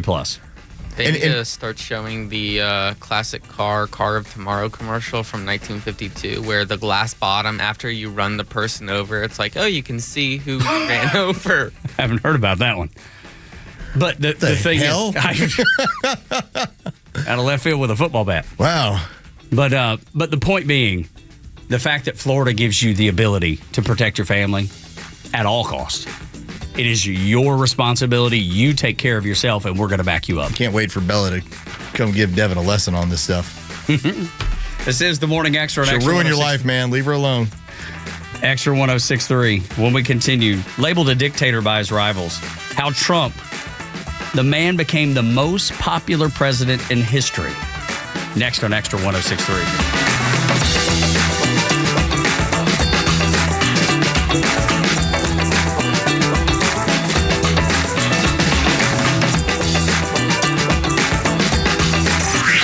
Time for the Bortz Report, exclusively on Atlanta's only conservative news and talk station, Extra 1063.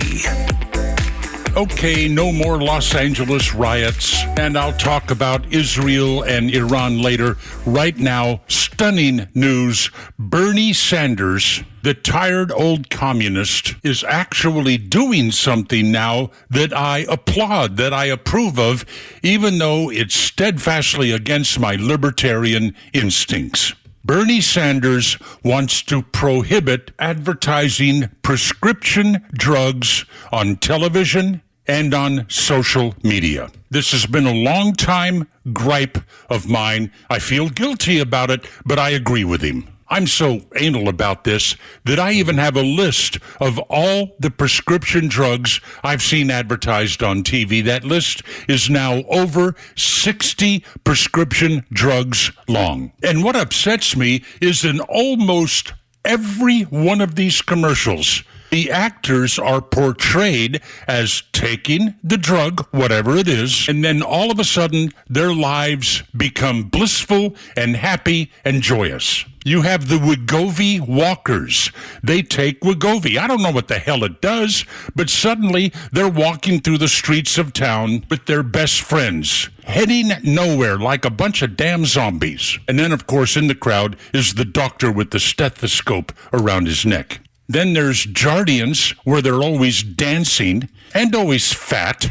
One other commercial, I forgot which one it is. But you take this particular prescription drug, and all of a sudden you're on a cruise ship in the Bahamas, and life is just pure happiness. You take this drug, you'll end up on a cruise. Okay, let them advertise. Tell the name of the drug, what it does, and the side effects. No actors. No wonderful scenes of paradise. Don't you know children are watching these ads and thinking, well, I guess taking drugs isn't that bad after all. Okay, Bernie Sanders, you senile old coot, I'm with you on this one. Neil Bortz, Extra 1063. Hi, I'm Chris Lalamia, owner of the Trusted Toolbox. Are home repairs piling up? Are you feeling overwhelmed? Relax. We've got you covered. From drywall dings and leaky faucets to deck repairs and trim replacement, we're your one-stop shop for everything for your home needs. No more juggling multiple contractors. Just call us at the Trusted Toolbox and we'll handle it. Your home deserves the best, and we don't want you breaking your back trying. Call the Trusted Toolbox today at 770-623-3097 or visit us at thetrustedtoolbox.com. The Trusted Toolbox, your one-stop shop for home repairs and more. Securing America. The key to the future of America's defense may not be on the ground, on the sea, or in the air, but in outer space. During a recent House Armed Services Subcommittee hearing, Space Force Chief of Operations, General Chance Saltzman, said that never before in our history has space been more critical to the future of our nation. General Saltzman testifying that space, via satellites, provides military needs ranging from GPS to communications to weapons targeting. It is imperative that we match the dramatic rise in threats and increasing importance of space with resources to arm the Space Force effectively. He adds that thus far, the Space Force has been a relative bargain. At a cost of only about 3% of the larger DoD budget and with less than 1% of the personnel. But says the bottom line is, we must be able to control the space domain, protecting our capabilities in space while denying an adversary the ability to use space against us. Kevin Uretsky, Fox News. Life hack. Turn any sofa into a sofa bed by telling your wife to calm down. Yeah, turn any sofa into a sofa bed. The Kimmer Show every afternoon from 3 to 6 p.m. on Xtra 106.3 and the Xtra app. WFOM and W292EV Marietta, a Dickey broadcasting station. The 9 a.m. hour is presented by Southern Exteriors. Quality and precision you can rely on. This is a Fox News alert. Israel continues to attack Iran. I'm Dave Anthony. They were going to initiate another attack like October 7th. Once we gathered the information about that, we decided not to wait. An Israeli ambassador to the UN, Danny Danone, also tells Fox they had to stop Iran from making nuclear weapons. The mission included Mossad smuggling vehicles and drones into Iran, setting up a drone base in Iran, and activating the drones this morning to hit Iran's surface-to-air missiles. At the same time, the IDF deployed 200 aircraft. These were mainly fighter jets to hit roughly 100 targets in Iran. All of this aimed at hitting the heart of Iran's nuclear program. Fox's Alex Hogan also reports from Tel Aviv the strikes killed military leaders, including top generals. Iran's been firing drones in retaliation that Israel's been shooting down. Iran's president responding, saying that its level of force and its actions will make Israel regret the actions that it took earlier today. So Israel's closed its embassies worldwide and told Israelis abroad to avoid Jewish displays in public places. Don't post your locations on social media and avoid large gatherings.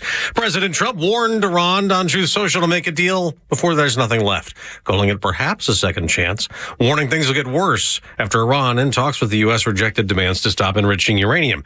They found one of the black box recordings from the Air India flight that crashed as investigators try to figure out why the plane went down right after takeoff, hitting a building and then exploding, as the sole survivor tries to figure out why he didn't die. Vishwash Kumar, Ramesh's brother, says it's a miracle. He video called my dad. As he crashed, he said, "Oh, plane's crashed." All of that. I don't know where my brother is. I don't see any other passengers. I don't know how I'm alive, how I exited the plane. All 241 other passengers and crew on board died. So did others in the charred building on the ground. America's listening to Fox News. Life insurance. Why are you putting it off? Can't afford it? Too much hassle? Think you don't need it? There's lots of excuses for putting off life insurance. But if you weren't there, who would pay the mortgage and other bills? With Ethos, you could be covered in 10 minutes and boom, family protected. Ethos, fast and easy online term life insurance. Up to $2 million in coverage with no medical exam. Some policies as low as $1 a day. Answer a few health questions and get your free quote at ethos.com/policy. That's ethos.com/policy. Hey, it's Mike Rowe, and if you want to do business with a company that actually stands for something, switch to Pure Talk. I did. Sure, I appreciate being on America's most dependable 5G network with unlimited talk and text for just $20 a month, but what I really appreciate is Pure Talk's commitment to our military and to our skilled workforce. That matters to me. Save 50% off your first month when you dial pound 250 and say keyword Mike Rowe. Pure Talk, a wireless company that actually stands for something. Finally, there is conservative talk in Atlanta, Georgia. Tug and Los until 10 on the Morning Xtra and Xtra 106.3. This hour, you will laugh. This hour, you are going to be like, what just happened? And this hour, you'll be in a club that maybe the other listeners, maybe the newer listeners to the Morning Xtra are not part of. So we do have a lot of new listeners coming in. Like our numbers since January, and we get this on a regular basis, have exploded. So thank y'all. I think a lot of it is obviously tied in with the new administration, but then word of mouth. After the election, the amount of people that I heard that were sharing the app and talking about the things we were talking about, and hey, this show I listened to, they told me here's what the data was going to be. I think election night coverage was huge for us. I think Inauguration Day was huge for us. So we have a lot of new listeners. So we're trying to, when we do have things that we're doing that's kind of inside jokes, we're trying to pull you into the inside. We're building our own little club. Yeah, we're building our own little club. And so it's the Extra Club. Now, who was it that, okay, so this was my mistake. Okay, I listened back to the Kimmer Show and I heard the start of this call, and we'll play more of this later this hour. But so who was it that called in right after Vernon? Ghost Hunter Joe. Okay, Ghost Hunter Joe. GHJ. So the bit we were doing was car accident. The joke is that whenever you hear somebody like, hey, Brian Wilson passed, car accident. That's it. It's hard to explain. Don't try and explain it to your family. No. Like, say, if you're at the dinner table or you're gonna be with your wife, and she's gonna say, my coworker Joe, he passed away. If you say car accident, it's not the gonna right go time. over. It's not the right time. And you might start laughing your butt off. You'll be like, it's hilarious. They won't laugh because they don't get it. But you will. So this is Ghost Hunter Joe yesterday. I heard the start of his call. I swear I listened to the first part, and then I went, okay, and I moved on to the next thing because, I don't know, kids, dog, whatever. Yeah, life. So take a listen. This is where Joe set this up, and then he brought it home for a victory. Ghost Hunter Joe's on the radio. What's up, man? How you doing? Hey, how y'all doing there, Kimmer? Since it's a U.S. Open weekend, my father, he grew up in Denver, Colorado, and he was actually a caddy at Cherry Hills growing up. Oh, no kidding. And he got to caddying in a twosome for the founder of Dunkin' Yo-Yos and Ben Hogan. Oh, wow. I'll bet he was scared to death of Ben Hogan. Ben Hogan's the kind of guy who could just pierce you with a look, and nobody, he was a tough character, man. I'll bet that was a really interesting round. Cool. It was. The guy with Dunkin' Yo-Yos had this hot chick on his arm, and Ben Hogan looked over at his caddy, which was not my dad, and said, "How far am I out from the pin?" And Ben Hogan dropped that ball within 3 feet of the pin. Or the hole. Yeah, well, he was the man at that point. Wow. And I wanted to ask a question. You were talking about OJ earlier. Yeah. I cannot believe it's been 14 months since he died. Yeah, it was, I think, April of last year. Yeah, how did he die? Was it a car accident? Oh, see, they got one. They got one in, Flounder. They got one in. Did you set that up? I did not. Set it up. And nobody saw it coming. Man, that was so well done by Joe. Tells a great Ben Hogan story. Gets everything laid out. Kimmer's involved. Good story. And then, man, you brought up OJ. I can't believe he's been gone this long. Was it a car accident? Dude, he landed the plane. Oh, my God, that's incredible. We've got to get Braves tickets for him as well. That's exactly right, man. So a little bit later this hour, again, before we knew, I listened to that first 2 minutes of that call, and I checked out, so I missed it. That's on me, Joe. I apologize for that. But a little bit later this hour, we'll replay the segment that we got into way earlier in the show. And we'll introduce the whole bit and how it all came about. And so you'll know all the origins of that and also the onus. That's right. And the anus. And the anus is on you. It's on you to be listening here in about the anus 20 minutes. I'm not going to be able to hold it together. Works every time. I'm not going to be able to hold it together. I'm going to do my best, but I'm not going to be able to. We're paying attention to the Israeli strikes on Iran. We'll be paying attention to that. We're paying attention to, obviously, Senator Padilla, a guy that is performative at best. All these stories that we've discussed throughout the morning, you can get on the Xtra 106.3 app. If you miss anything, the anus is on you to go back and listen to it and to know what we've talked about, to be involved. Anus. That's right. That's right, Dog Master. That's right. You better be ready. I don't know why you're so confused by it. Be responsible. You know what you got to do. You know, you got your marching orders. Go, soldier. Let's go. I love the 9 o'clock hour on Friday. Gets wacky. It's brought to you by Southern Exteriors, your home exterior solution since 1999. 8779 southernexteriors.co. 10% off or 12 months, 0% financing. Donald Trump, his story may be the most extraordinary American story of all time. We've had some American success stories. We've had some American failures that were epic. But Donald Trump, his story is unlike any other because he was the one that was supposed to fail. And yet, in the face of all odds, has been the most successful. You ever need a minute to look around and think about how surreal life can be at times? You might find yourself in a cool place and you're like, how did I get here? Like, I just remember, and I kind of got emotional about it because I love baseball. The 2021 World Series. I remember, because a lot of us as a company, that was the one our company paid for tickets and we all got to go. And I remember looking around, I'm like, I'm at a World Series game in Atlanta for a team I grew up rooting for, even though I grew up in Texas. And I'm like a little teary-eyed. I'm like, this is crazy. Like, how did my life get me to this point? It was real emotional. And then I started thinking about, okay, from a political perspective, if I was to tell you that as of right now, Rasmussen Polling has Donald Trump with the highest ratings he's ever had. I would also be telling you, and we'll talk to our grandchildren one day, Devin, perhaps your children, you'll have to explain this to them. You have a reality TV star, a billionaire builder, became president in one of the biggest upsets in history, where Hillary Clinton was like 88% chance of winning, according to a lot of this polling. And yet the Trump voters turned out and voted. He won relatively easily in comparison. The Electoral College, he had the huge numbers. You then had him attacked by his own intelligence industry to try and steal the election from him. You then had an election stolen from him in 2020. He runs again after being called basically a mixture of Hitler and Pol Pot, after being attacked in the courts in 4 different areas by his opponents. They ran up 34 convictions on him, accused him, and then basically put a sexual charge on him that no one could corroborate.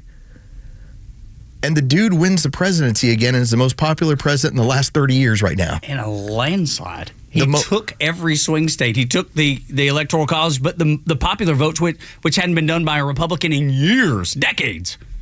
He is right now the most popular president that we've had in the last 30 years. Mm-hmm. And I know the left has a big problem with that. What about Barack Obama? Yeah. Donald Trump not only got more votes, but right now his favorability ratings and all of his numbers are higher than Obama's ever was. But that's not the way it was painted by the media, but that's the case right now. And the asterisk beside it will be that Barack Obama hated the United States of America, and Donald Trump loves it. He loves it like you love it. And I think that's why people rejected all the things. Well, their eyes and ears told them to reject what they were seeing. You could tell. You could see how flimsy it all was. You could see through it. And Donald Trump, he, in Trump fashion, man, he took it on, head on. Dude, he had an iron jaw. This is the first time also since the 90s, since the 1990s. Now, to some of us, that may not sound like that long ago. It's getting there. Where you have an overwhelming majority that say the country is on the right track. We got to go back 35 years to be like, the country is on the right track. All because of a reality star. Reality television, when it started, no one took serious. And by the way, I also left out that he got shot. Well, that was 2 assassination attempts. But that's what solidified it all. Yes. That's what changed everything, including him. And so I think about it, like, keep that perspective. We're living in a surreal time where everything that is being accomplished, as we watch all the economic data where it is, as you see how the world is changing, as you see how the world started changing even a year before. Remember, the World Economic Forum made it a point the summer before the United States election. They're like, Donald Trump's going to win. Like, we got to get used to a Trump world again. We got to get used to a Trump America. The fun part, it's better than it ever was. It's better. This is so significantly better than what was going on during the first term. Now, is the economy going to turn like it did during that time period? I fully believe it, because of what we're seeing. When the tariffs did not have a significant impact on the economy. In fact, we now have better trade deals that are being lined out with everyone around the world because of them. I'd never heard of supermarketnews.com ever in my life. I'd never heard of that website. You probably haven't either. Mm-mm. Grocery prices experienced the biggest drop in 5 years. That's from supermarketnews.com. They broke down all the data, and you can go look it up yourself, supermarketnews.com. And when you get there, they're going to talk about how they didn't expect it. They had no idea that 6 major grocery groups said everything has dropped by 12.7%. The only thing that's gone up in your supermarket, I call it a grocery store. Yes. They call it supermarket. The only thing that's gone up, not eggs, not cold cuts, not green beans. The only thing that's gone up in price, booze. That's it. In your grocery store. That's according to supermarketnews.com, an industry website that talks about nothing but grocery prices. And I have felt it, considering we've got 2 kids in the home. Like, we would walk out, and I would joke around with you for years. I'd be like, Tug, how did I walk out of Publix, which is a pleasure to shop in? What is it? Where shopping is a pleasure. Where shopping is a pleasure. Good marketing. I'd walk out. It's like 4 items. And how did I spend $50? You were living in Joe Biden's America. Yes, in Biden's America, this is how it would play. I would leave the gas station. It's like, how did I spend $65? I know what it's like right now to spend about $43. I know what it is to fill my truck up and it not bankrupt me. Dude, that's been one of the best things because I drive a big old honking pickup truck. And all delivered to you by, and I'm going to go through the list again, by a reality TV star and billionaire builder who won one of the biggest upsets in the history of the presidency, who was attacked by his own intelligence industry in order to steal an election from him, that did have an election stolen from him in 2020, then ran again, was called everything including Pol Pot and Hitler, yet won convincingly and was also shot in an assassination attempt where they attempted to assassinate him 2 times. That guy delivered all that for you so that your truck does not bankrupt you. You are living in a surreal time. This might be a simulation. Like the whole joke that we're living in the Matrix. Right. This might be the Matrix. That's right. The joke in, if you've ever seen the movie Idiocracy, don't watch it because it's good. Watch it because it tells the story of what's going to happen in the future. And one of the jokes is that an MMA and former adult movie star is the president. He's not far off. We are going down this road. You know? Like when people are like, maybe The Rock will run against him. Like, we are going down this road. Right. But in this case, it's working. But the thing is, as a guy that doesn't worship at the altar of Trump, I voted for him the first time because I knew Hillary Clinton wasn't the answer. I was willing to give all that list that you gave. I was willing to give him a chance because I knew the establishment was not the answer. I felt that we had 8 years of a stale economy under Barack Obama, done intentionally. Again, we've made the reference. Getting the American economy fired up is not a difficult task. It really isn't. It's about deregulation and taxation and creating an economic environment to let job creators create jobs. And so a blue dog Democrat like Bill Clinton did this. Obviously, Ronald Reagan did it. George Bush gave you the same sort of tax cuts. Now, you were at war. You were in 2 different wars during that time period. But what did Barack Obama do? What was like his first thing during his first year in office? Let the Bush tax cuts expire. It's going to cause a malaise. And so by the time Hillary Clinton's like, I'm a continuation of this, I'm like, you don't got a chance. Yeah, I don't want any part of that. And then the other thing that they call Donald Trump is, Hitler, dictator, all those things, warmonger. And he's the only one that's been able to hold off war. He's the only one that said, no, let's talk about it. And willing to talk with the mullahs of Iran and say, y'all don't want to go down this path. Telling you, I'm keeping the Israelis at bay. Know it. Please understand it. And then he put his hands up and just said, okay, they're not listening. And tweeted this morning, just before 6 o'clock, this destruction can be avoided. You must realize this is just the beginning. They've announced 14 days of an operation, which means they have much, much more planned. That's just what they're telling you is the first wave. The strategic patience the Israelis have had is nothing more or nothing short of amazing. And I saw it, and now I'm starting to see it populate a lot this morning. The rocket they send through, a missile that they sent through an apartment complex. An apartment window. They went through a window. Think about the window in your home and a missile coming through that window, only destroying the room that you're in, and the rest of the building is just fine. That picture is circulating all across the internet. I'm going to ask both of you guys, because y'all have military experience. I do not. You think that's laser guided? Somebody on the ground? Yes, of course. Oh, yeah. It says, I know exactly where you're. Think about how wild that is. You got somebody on the ground who's like lasing the target. Here you go. That's where he is. That's exactly right, dude. Man, like that's some ruthless stuff. But that's what, if you mess with the Israelis, this is what they do to you. You hit them and you're like, I hit them 5 times. I'm like, good, they're going to hit you 500 times. That's what they do. They hit you back 10, 100 times more. Which is what you do to a bully. That's the way you get a bully to listen. But the Mossad on the ground, I bet they've been there for weeks, if not months, maybe even years.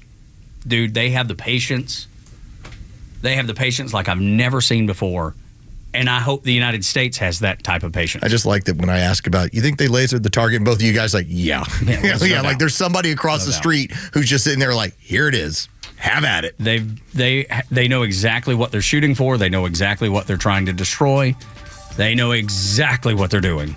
And they're doing it with incredible just perfection. I mean, it's amazing. It really is. This is the Morning Extra on Extra 106.3. Get ready to laugh. We gave you a little teaser of it at the beginning.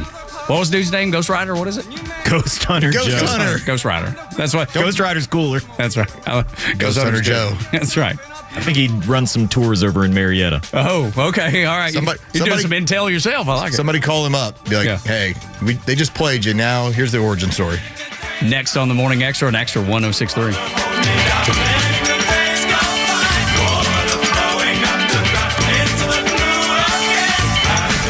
Morning Extra has you covered until 10 a.m. Then it's Glenn Beck, Clay Travis, and Buck Sexton at noon, and the Kimmer Show taking over at 3, only on Extra 106.3. Hey, it's Mike from Atlanta Painting Company. Summer is here, and you want to save money for a vacation. So, right now, save 10% on any painting job Atlanta Painting Company does for you this summer. Atlanta Painting Company is still Atlanta's biggest family-owned and run painting company, and we are passionate about making your family's home look great. So get in touch. Head to AtlantaPaintingCompany.com to save 10% on any paint job this summer. Atlanta Painting Company, the painters you can trust. There are nut jobs on the road. Who knows where they learn to drive? If one of them hits you, don't take care of it on your own. Call my friend David Van Sant, 855-GA-INJURY. Van Sant Law, one of Georgia's top-rated personal injury lawyers and car accident firms. Time is of the essence. Don't waste any. The longer you wait to get the right lawyer, the longer it takes to get the compensation you deserve. Call Van Sant Law today. The number is 855-GA-INJURY. VanSantLaw.com. Still need a Father's Day gift? Give Dad or yourself a 4-hour, hands-on, grill with the pros experience at Southern Thunder Barbecue School. We'll put you shoulder to shoulder with barbecue brand champions, mastering steaks, burgers, chicken, and more on a variety of grills. Program includes meals, recipes, and a step-by-step grilling manual, all for half the price of a full-day class. Grab this last-minute Father's Day bargain now at SouthernThunderBBQ.com. That's SouthernThunderBBQ.com. The basketball playoffs are wrapping up, but the action is still heating up on PrizePicks, the best place to cash in on your favorite sports. The app is simple to use. Pick more or less on at least 2 players for a shot to win up to 2,000 times your cash. Download the PrizePicks app today, use the code ROAM, and get $50 in bonus promo funds instantly when you play $5. That's code ROAM on PrizePicks to get $50 in bonus promo funds instantly when you play $5. Win or lose, you get the $50 bonus credit just for playing. It's guaranteed. PrizePicks, run your game. You do have to be present in certain states. Visit PrizePicks.com for restrictions and details. Summer is all about making memories, right? Backyard barbecues, road trips, maybe finally getting around to that hiking trail you've been eyeballing. But if you're living with pain, those future memories can be stolen from you. So here's a thought. Call 1-800-4RELIEF and try Relief Factor. Relief Factor is a 100% drug-free daily supplement designed to help your body fight pain. It's a doctor-developed formula made from natural ingredients. Best part? Relief Factor doesn't mask pain. It helps reduce or even eliminate it for good. Whether it's kayaking, running around with the little ones, or just chilling in a hammock, Relief Factor can help you feel better, move better, and do more of the things you love all summer long. So if you're ready to reclaim your summer, head over to ReliefFactor.com or give them a call at 1-800-4RELIEF. Do it now and get their 3-week quick start for just $19.95. That's 1-800-4-RELIEF. Fox on Tech. PayPal and Google Wallet will no longer be together starting soon. Following PayPal's announcement last year that it would no longer let users link their accounts to wallet apps, Google Wallet will soon no longer have PayPal in the app as a payment method. If you've been using PayPal in your Google Wallet, it will likely self-delete in the next week. So what are the workarounds? Well, you can make purchases using PayPal directly or with PayPal's app. You can use another card in your Google Wallet, but if you have PayPal's debit MasterCard, that card can be added to the Google Wallet app. The same rules apply for Samsung Wallet. With PayPal being deleted from the wallet, Google says the transaction history will disappear too, but only within the Google Wallet app. PayPal's app and website will still have those records, and refunds requested or pending during this time should still process to your PayPal account. With Fox on Tech, I'm Evan Brown, Fox News. It's June 13th, and this is your Fox Daily Snapshot. Today is Sewing Machine Day. French inventor Bartholomew the Monnier is credited with inventing the first practical sewing machine in 1829. Also on this day in 1966, Miranda rights are established when the U.S. Supreme Court hands down its decision in Miranda v. Arizona, establishing the principle that all criminal suspects must be advised of their rights before interrogation. Pioneer 10 departs the solar system on this day in 1993. Launched during the Vietnam War in 1972, it sent back the first close-up images of Jupiter near the end of 1973, NASA officially ending the project in 1997 after traveling some 6 billion miles. Born on this day in 1897, Paavo Nurmi in Turku, Finland, known as the Flying Finn. He dominated distance races in the early 20th century. I'm CJ Papa. That's your Fox Daily Snapshot. The stories that matter to you. These are your Georgia headlines. Here are your Georgia headlines for Friday, June 13th. The Cobb County Police Department is asking county officials for changes to local law that would enable them to crack down on camping and other behaviors associated with street homelessness. These requests come after Marietta implemented similar changes with success. Over 400 laid-off CDC employees have been offered their positions back. They were initially laid off in February as part of the DOJ cuts. The No Kings protests scheduled for Saturday across the U.S. have over 25 different locations in Georgia, according to their website. Attorney General Chris Carr said police will be working to keep the protests safe and enforce the law. And the Stitch Project, a plan to reconnect downtown Atlanta with a green space over the downtown connector, could be in jeopardy. The initial $157 million federal grant could be cut as part of the new federal budget bill. Today's weather mostly cloudy with scattered storms again this afternoon. Temperatures will reach the low 80s. With your headlines, I'm Jerry Payne for Extra 106.3. It has been a heavy week of conversation, discussion, riots, now war. It's time to laugh. It's time to smile. And I'm told that this is the segment we're going to get it done. This is the one that's going to put a smile on your face and kick off Friday for me. I am so proud of our listeners. Just start right there. And we'll get to why in just a moment. But one of the things that programming directors, and Devin, take note of this, one of the things that programming directors do not like is when they don't get your show. They don't understand it. Yep. Like, we have a programming director in the building, in Good Strong Andy. There's a lot of elements of Chuck and Chernoff. He's like, I don't understand it. I don't get what y'all are talking about. When I used to produce that show, we would have inside joke after inside joke, and you either got it or you didn't. And that all came from when I worked in Dallas. At the ticket, we had our own language. If you start talking about the P1s, and you're like, what is a P1? What's a radio term for somebody who only listens to the station? So they were always known as the P1s. And, then had little terms like a greeting and a goodbye would be baby arm. It had its own language, all right? And so by the time I moved to Atlanta and I start working with Chuck and Chernoff, we started to have organically these things that we would just say to one another. Like, there was a running back here, Steven Jackson. A guy might go to the Hall of Fame one day. And he didn't have he had what he called an epiphany. Yeah, that's right. I remember that. He's like, I had an epiphany. And we all kind of were like, what did he say? And then you start using that. And then on the show, it became, I've had an epiphany. And people would say, what are you talking about?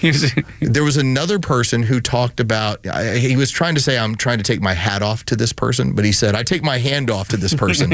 And so that became he had a really good game. I take my hand off to him. And then we had our own version of it with Neil Bortz a little bit. And so with Neil, we were basically doing this bit where the joke has been, it started on, again, that station in Dallas, and then it started showing up on a couple different places, like Justified, the show that's on FX.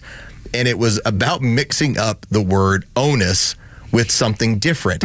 And so I'd been joking around about it with Tug. I'd played in the audio. And so this was about 4 months ago? Yeah. April Fool's Day, actually. Okay. There you go. All right, there we Good go. memory, So April Fool's Day, we have Neil Bortz on with us. And we now decide, here's the moment where we're going to mix up this word and see what happens. It's like what Tug has told me for a long time. The anus is on you to take care of that. It is. The what is on me? Well, the anus. The anus? Yeah. Onus. Oh, onus. Yes, that's right. You misspoke, Los. Oh, sorry. So his response was glorious. That is now anus. It's still funny to this day. A huge question mark at the end of that. Just the anus. So play that 15 times. The joke has been, let's just keep mixing this up. And for those of you that are new to this show, when you hear us mix up onus and anus, know that it's intentional. And I know the audience keeps growing. And so just so you understand where it came from, it was earlier this year on Neil. And now, like, we look at each other like there's an opportunity to say anus here. It's like, well, the anus is on you to deal with that. We had Chris Carr on. I was wondering. I saw you get a little wry smile towards the end of that. You know, the anus is on you to come over here and tell us about Georgia football. Can you imagine saying that to a man that's about to run for governor of the state of Georgia? That's why it's so great, because you can work it in when no one expects it and with people in really high places. The anus. So there's that. Well, one of the other ones that we have had for years down the dial, and this goes back to Mike Francesa. Now, if you don't know who he is, Mike and the Mad Dog were like the original guys of sports radio when it started in New York. That was a show, Mike and the Mad Dog. So Mike Francesa was on the air for like 30 or 40 years, which also meant that as he got older, his mistakes were more funny. So Mike Francesa, they had brought up one person with him about like, this person just passed away. And Mike Francesa started guessing on the air how he passed away. Like, he's asking his producer. And one of the ways he just goes, car accident? And for some reason, that stuck out to me. And I pulled it, and it became like the giant question mark to always ask people. So if you heard the start of the show today, when Tug starts talking about all the, different people from Iran who have been, removed from this earth in these strikes, and Jerry just goes, car accident?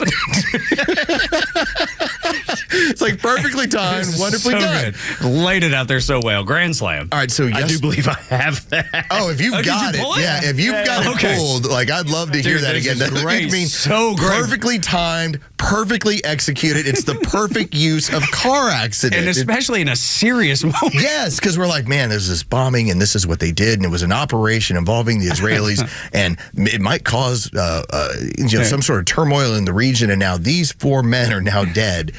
And then Jerry's like, here's the perfect opportunity for me to cause a problem here. He just saw it coming. Yeah. Working on it. Okay, well, just give me the thumbs up when you're good. And so what happened is that then that created this scenario where we started talking about, all right, so how do we work this not only into our show, because we started doing that yesterday and having some fun with it, but then we started joking around about, okay, how would we work into Kimmer's show? So Jerry, I know you're working on that. Let's get to the other piece of audio because this one's going to take too long. Let's go to yesterday on the show when we're wrapping up the show and we start talking about, what was it, Brian Wilson? Yes, the Beach Boys. And car accident. Take a listen to what that sounded like yesterday. Tug and Los on the Morning Extra, mourning the loss of Brian Wilson. The great singer and the man that changed music altogether passed yesterday.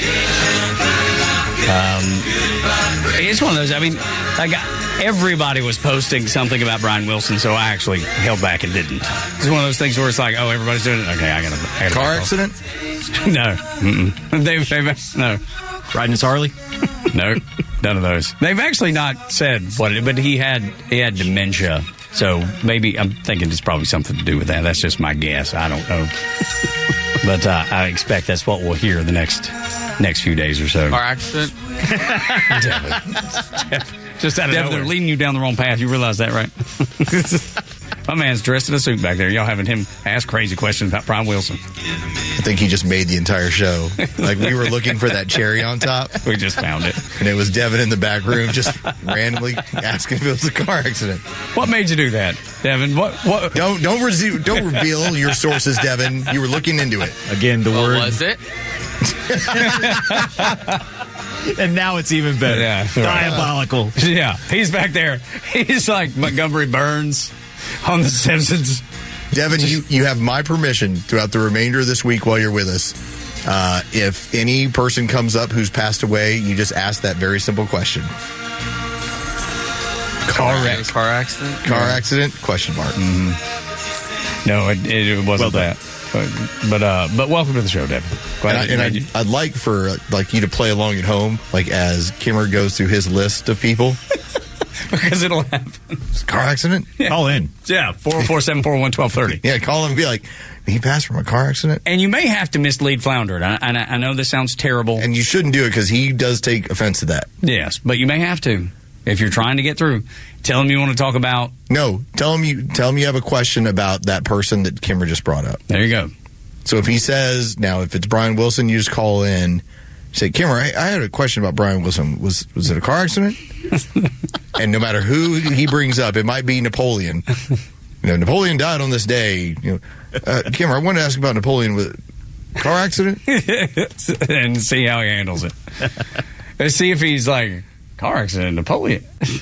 Okay, so why is that so important to have? Because that was how this played out. That's the actual question that got asked yesterday? You just got to listen to this. Okay.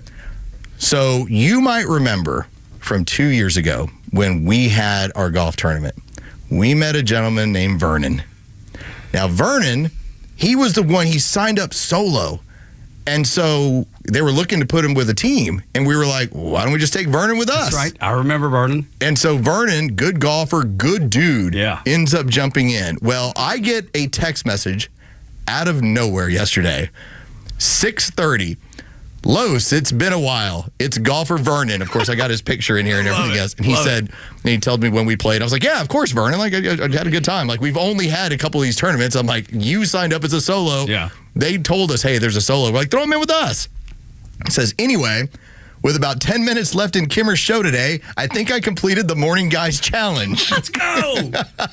Now, he starts describing what he said, and then he points out, you guys are doing great on the side of on the airwaves. Tell everybody I said hi and hit them well. So this is now the audio. Vernon calling in. He's answering and taking part in like a trivia thing that they're doing when it came to baseball. And then listen to Vernon sidetrack the entire show. 5:53 to the phones, taking priority. Vernon, you're on the radio, man. How's it going? What do you think? What's up, sir? Hey, Kimmer, yes. I enjoyed the show. I had some Abner Doubleday trivia. All right, sir. He was actually a general in the Union Army at the Battle of Gettysburg. Yes, he was. Absolutely. I believe that part is true. According to the Morning Guys, I think he died in an auto accident. Well, I don't know. I do not have any information on how he passed away. But in an auto accident, it would have been. Well, yeah. I don't know. Well, anyway, thank you, Vernon. I appreciate it. Just as you said, Tug. Just as you said. Just this moment of just disbelief that he got right here. I think he died in an auto accident. Well, I don't know. I don't. Not positive about that. Napoleon. Well, he'll probably be real confused for a moment. And yes, poor Kimmer was like, auto accident. What else this guy talking about? He was in the Civil War.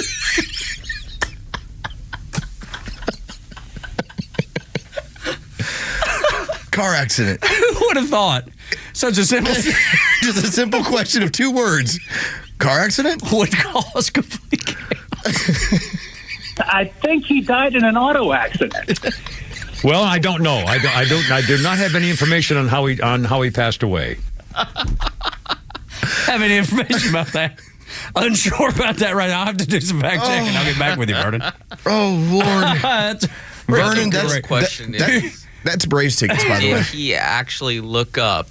Did he die in a car accident? I have no idea. Because they just kept it moving. They moved on right to the next caller. Yeah, right. And I'm sure there was a giant question mark of, does anyone look up if Abner Doubleday died in a car accident? Because something tells me no.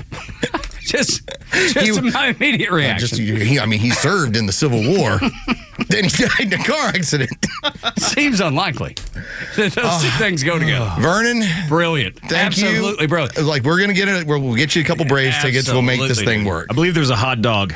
And a hot dog, yes. A gift card to buy Vernon hot dog. Man, I'm just so glad that after a couple years where we didn't have any like big interactions, and Vernon's like, hey, you guys are doing great. And by the way, I want to help contribute to your delinquency. I did it.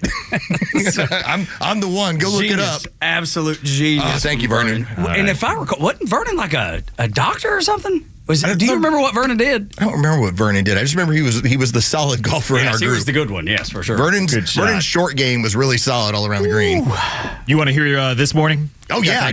Let's start off the morning. It was hilarious. As a matter of fact, there is an IRGC commander that is dead, a strategic commander that is dead, a nuclear scientist, and an ex-atomic nuclear energy chief dead in Iran this morning. So if you were sleeping... Car accident?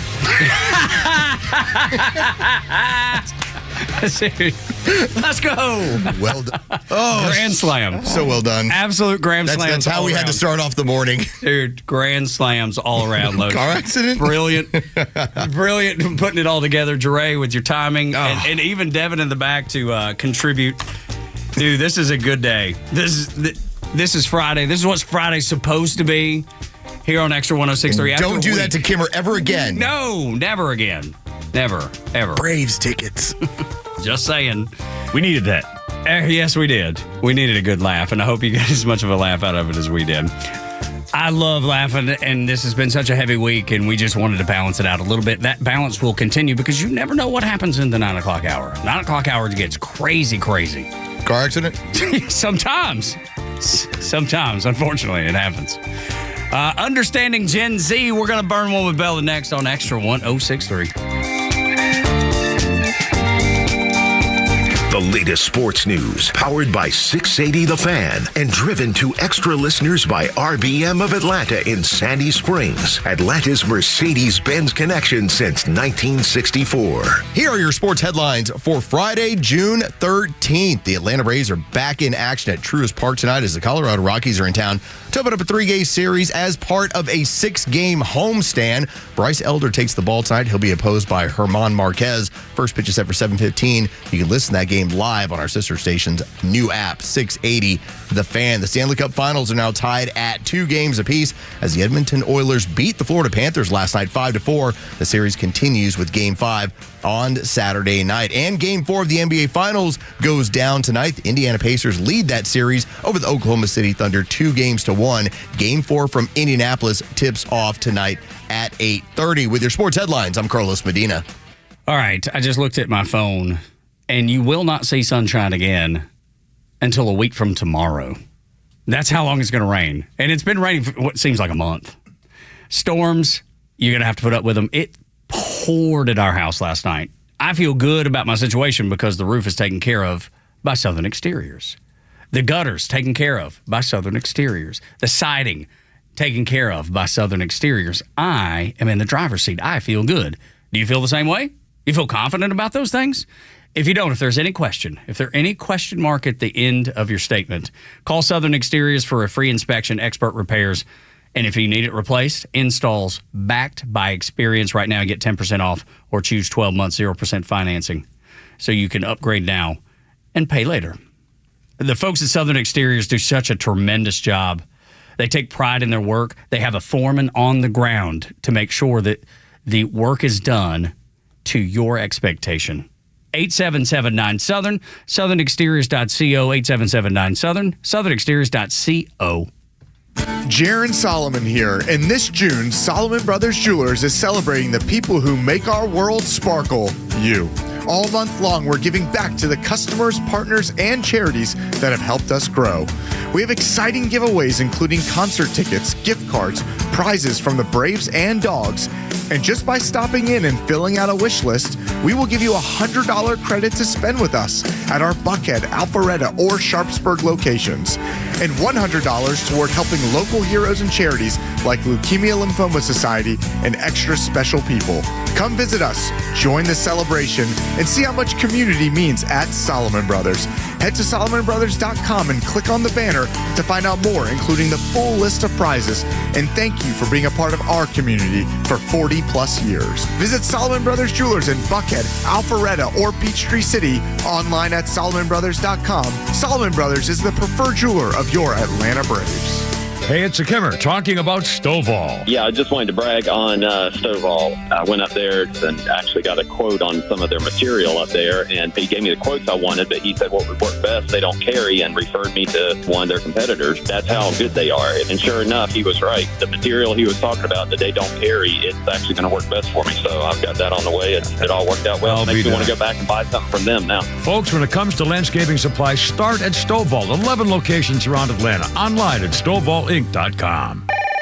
This is Tom with the Honest Car Guy. Hey, what's with all this honesty stuff? We help you buy your next pre-owned car or truck honestly. How honestly? We guarantee that each vehicle we sell will come with a bill of sale showing what we paid for the vehicle. You'll pay what we pay, plus an honest fee. Guaranteed. No gimmicks or tricks? Nope. Man, this sounds like a new way to buy a car. Get an honest car buy from the Honest Car Guy. Call 844-SHOW-ME-1. That's 844-SHOW-ME-1 or visit honestcarguy.com. The Dean's List with Janice Dean. A golf star helping a teenager from Tennessee fighting leukemia makes today's Dean's List. Professional golfer Bryson DeChambeau gave Evan Hayes a day he won't soon forget. After finding out that Evan is fighting an aggressive form of cancer, Bryson decided to help keep his spirits up by flying him and his family to share the day with him at his home. Despite having a full schedule, he spent time with Evan in between interviews. Evan got to visit the gym, the trophy room, and play golf. Not only that, but Bryson gave him a full outfit complete with golf balls and autographed items. The family was also treated to lunch and dinner. Stephanie, Evan's mom, was so touched by the moment, she shared the day on social media and says it was Bryson's big heart that impressed her and Evan the most. His mom is grateful he got to have such a wonderful experience to keep his hopes up. God bless you, Evan. We're all praying for you. Janice Dean, Fox News. Promises made, promises kept. The president is making the economy great again. He's securing the border for America's safety, and the mainstream media still wants to tear him down. The media wants Donald Trump to fail. That's their goal. That's how they'll report his progress. But we know the truth, and we give you the perspective that other stations won't. Atlanta's only conservative voice is Extra 106.3 FM and the Extra app. To say I have something I need. That music only means one thing, is that we're going to burn one with Bella. We did get a suggestion from Kelly Wallace. What's Kelly up to? Kelly requested a new AI theme song based on Bella's Mom Has Got It Going On. Oh, my God. So thank you, Kelly. And I said, I'll see if she'll post a pic, but I don't think we're going to get that lucky. Nope. No picture.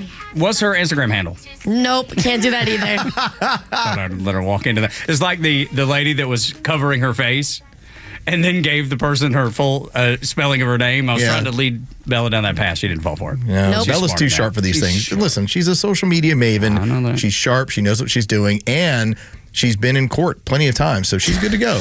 I've been in court once. Well, that's that you admit. I mean, that's that you take to the air. Okay, I admit I've only been in court once. I'm not sure I believe that. Yeah, no speeding ticket, no nothing. All right.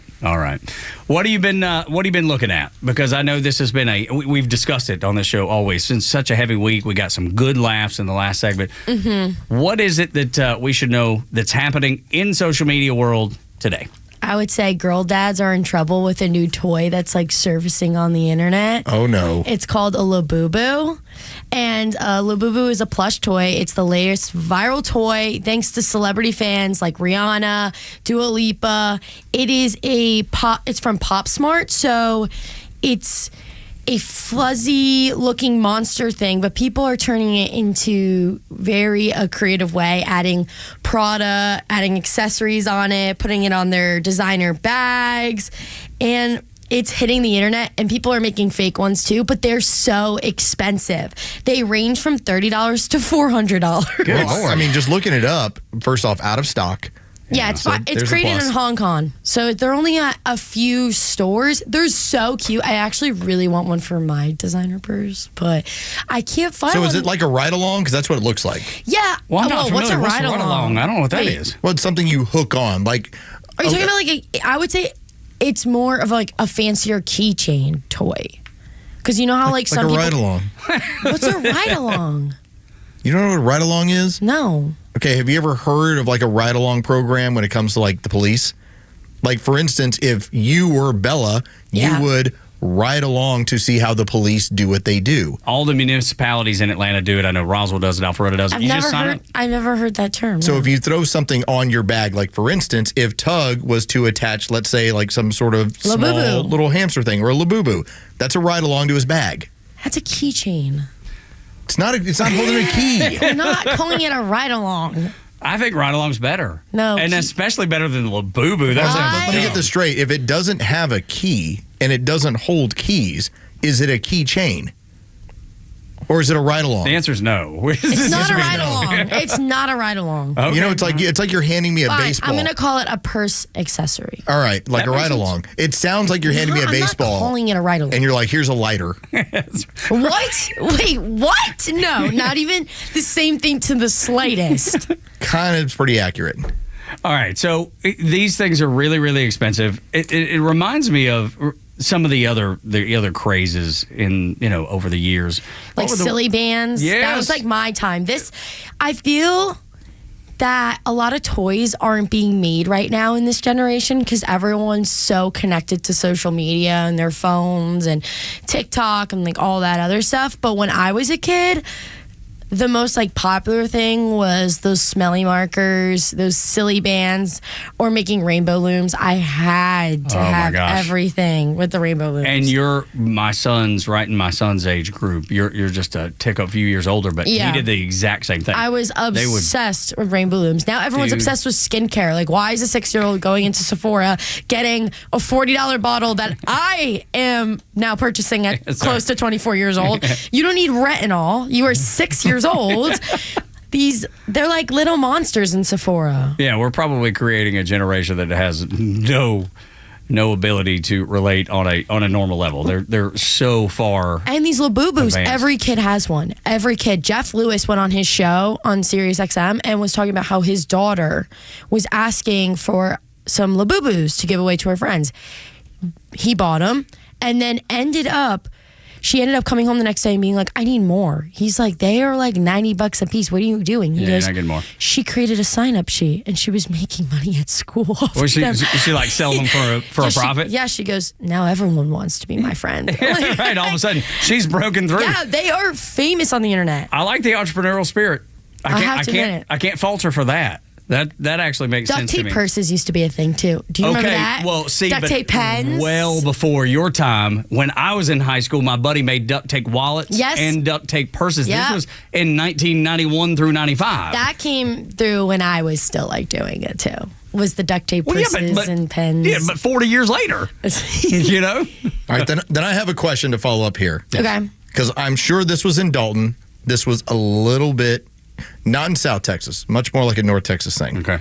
Don't you remember when people intentionally wanted to make sure that their dip, that they actually had the indentation in their pants? People that didn't even dip would buy jeans. They would buy a jeans that would have an indentation of a dip can. Like my ex-boyfriend used to do dip. It's so gross. But did he have like an indentation in his Did he keep it in his back? He had a spit cup in the car. Well, yeah, but you have to have that to spit in for sure. But I'm saying, but it's like black. I'm like, what are you doing? Spitting up tar? Like, no, you spit up tobacco. But the thing is, it was a cool look because everybody had it. Because it was like trendy. Is it like having a vape holder? You would know. You would know. People have vape holders. I don't know what a vape holder is. I made my boyfriend a Zyn plate because he had too many, like, you know, like where people were, because people with the Zyns, like, they don't, it's a common boy thing. I've seen it at bars. People take their Zyns and just leave them. All right, let me ask you this. Because I, for the first time, experienced the tobacco pouch. A friend of mine on the volleyball team was like, here, try this. I was like, what is this? Zyn. Okay, well, I had to ask him. I don't know. He did something different. It was like a coffee. Well, there's a or bunch whatever. of different. Yeah, of course. There's like knockoff ones. Yeah. Well, so put it this way. I know he likes it because he can afford whichever one he wants. And that's the one he would buy. Yeah. Like I didn't buy it. He bought it for me as like my boyfriend. But He was like, here, flavored. you take this. Yes, it's because flavored. I've not heard of that yet. Oh. Up until you told me the other day. Okay, well, we'll experience this. But the bottom portion of the plastic would pop open to get rid of the old ones. Oh. That's clever. Yeah. It's like a Zyn plate. Yeah, I painted my boyfriend a Zyn plate and I said, this is where your Zyns go. And so you put them down. Yeah, and then because you they're can just like empty everywhere. All right, so here's what he gave me. Oh my God, he has it. And then, and then on the bottom part, you would pop it open and it's the disposal area. Yeah. Jeray's got his. He's got his with his pocket knife. Okay. Yeah, this was built in. Oh, yeah. I think y'all have the same That's thing. a big secret. Nobody knows that, so they just toss them everywhere. I had no idea. Nor did I. I haven't touched these since last Saturday when we were driving back. So those are coffee flavored? Yeah. You want to do after the show? You got any plans? No, I'm good. Try one. No. They look horrifying. You sure? Here. No, I'm good. We slide it right across the table. No, I'm got good. over there, Los. Is that a 3 milligram, a 6? It's a 2. 2. Listen, let me just say this in right now about my friend Logan. It's the lowest one. He had a 6 the other day. That's crazy. At a volleyball tournament. He had not eaten. He'd only had coffee. It launched him into space. Like he had to go throw up in the restroom. Are you serious? Yes. Like he had to react. So he likes like just that low little. Yeah. And I was like, and I'm fine with it because I never had it before. It didn't I've turn never me. dabbled. It never turned me full loopy, but I did kind of go like, ugh.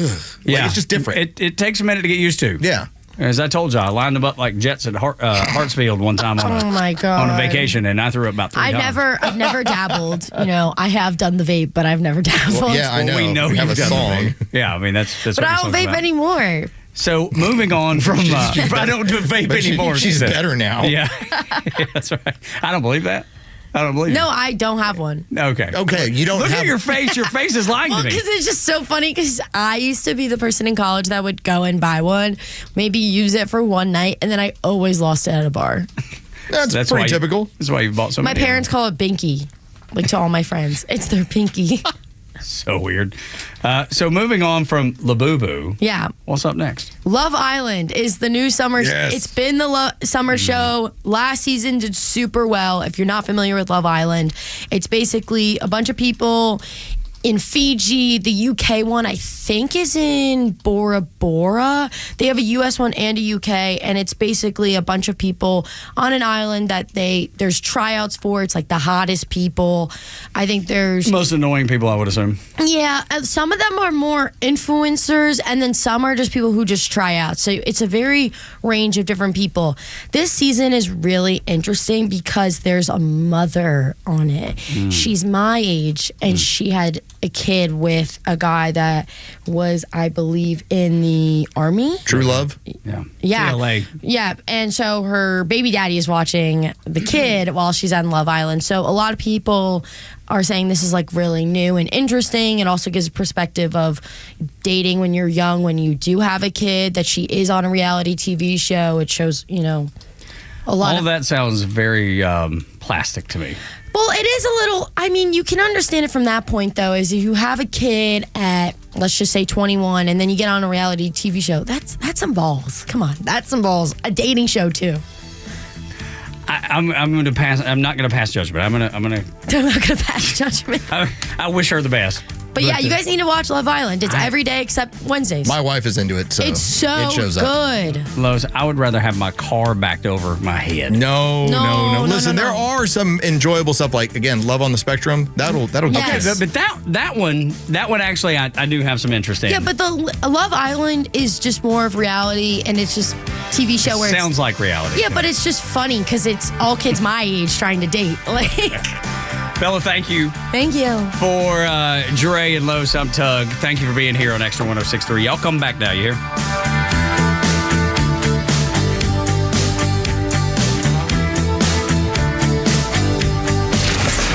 Live and local news talk continues at 3 p.m. with Kimmer, Pete, and Flounder. It's the Kimmer Show, only on Extra 106.3 and the Extra app.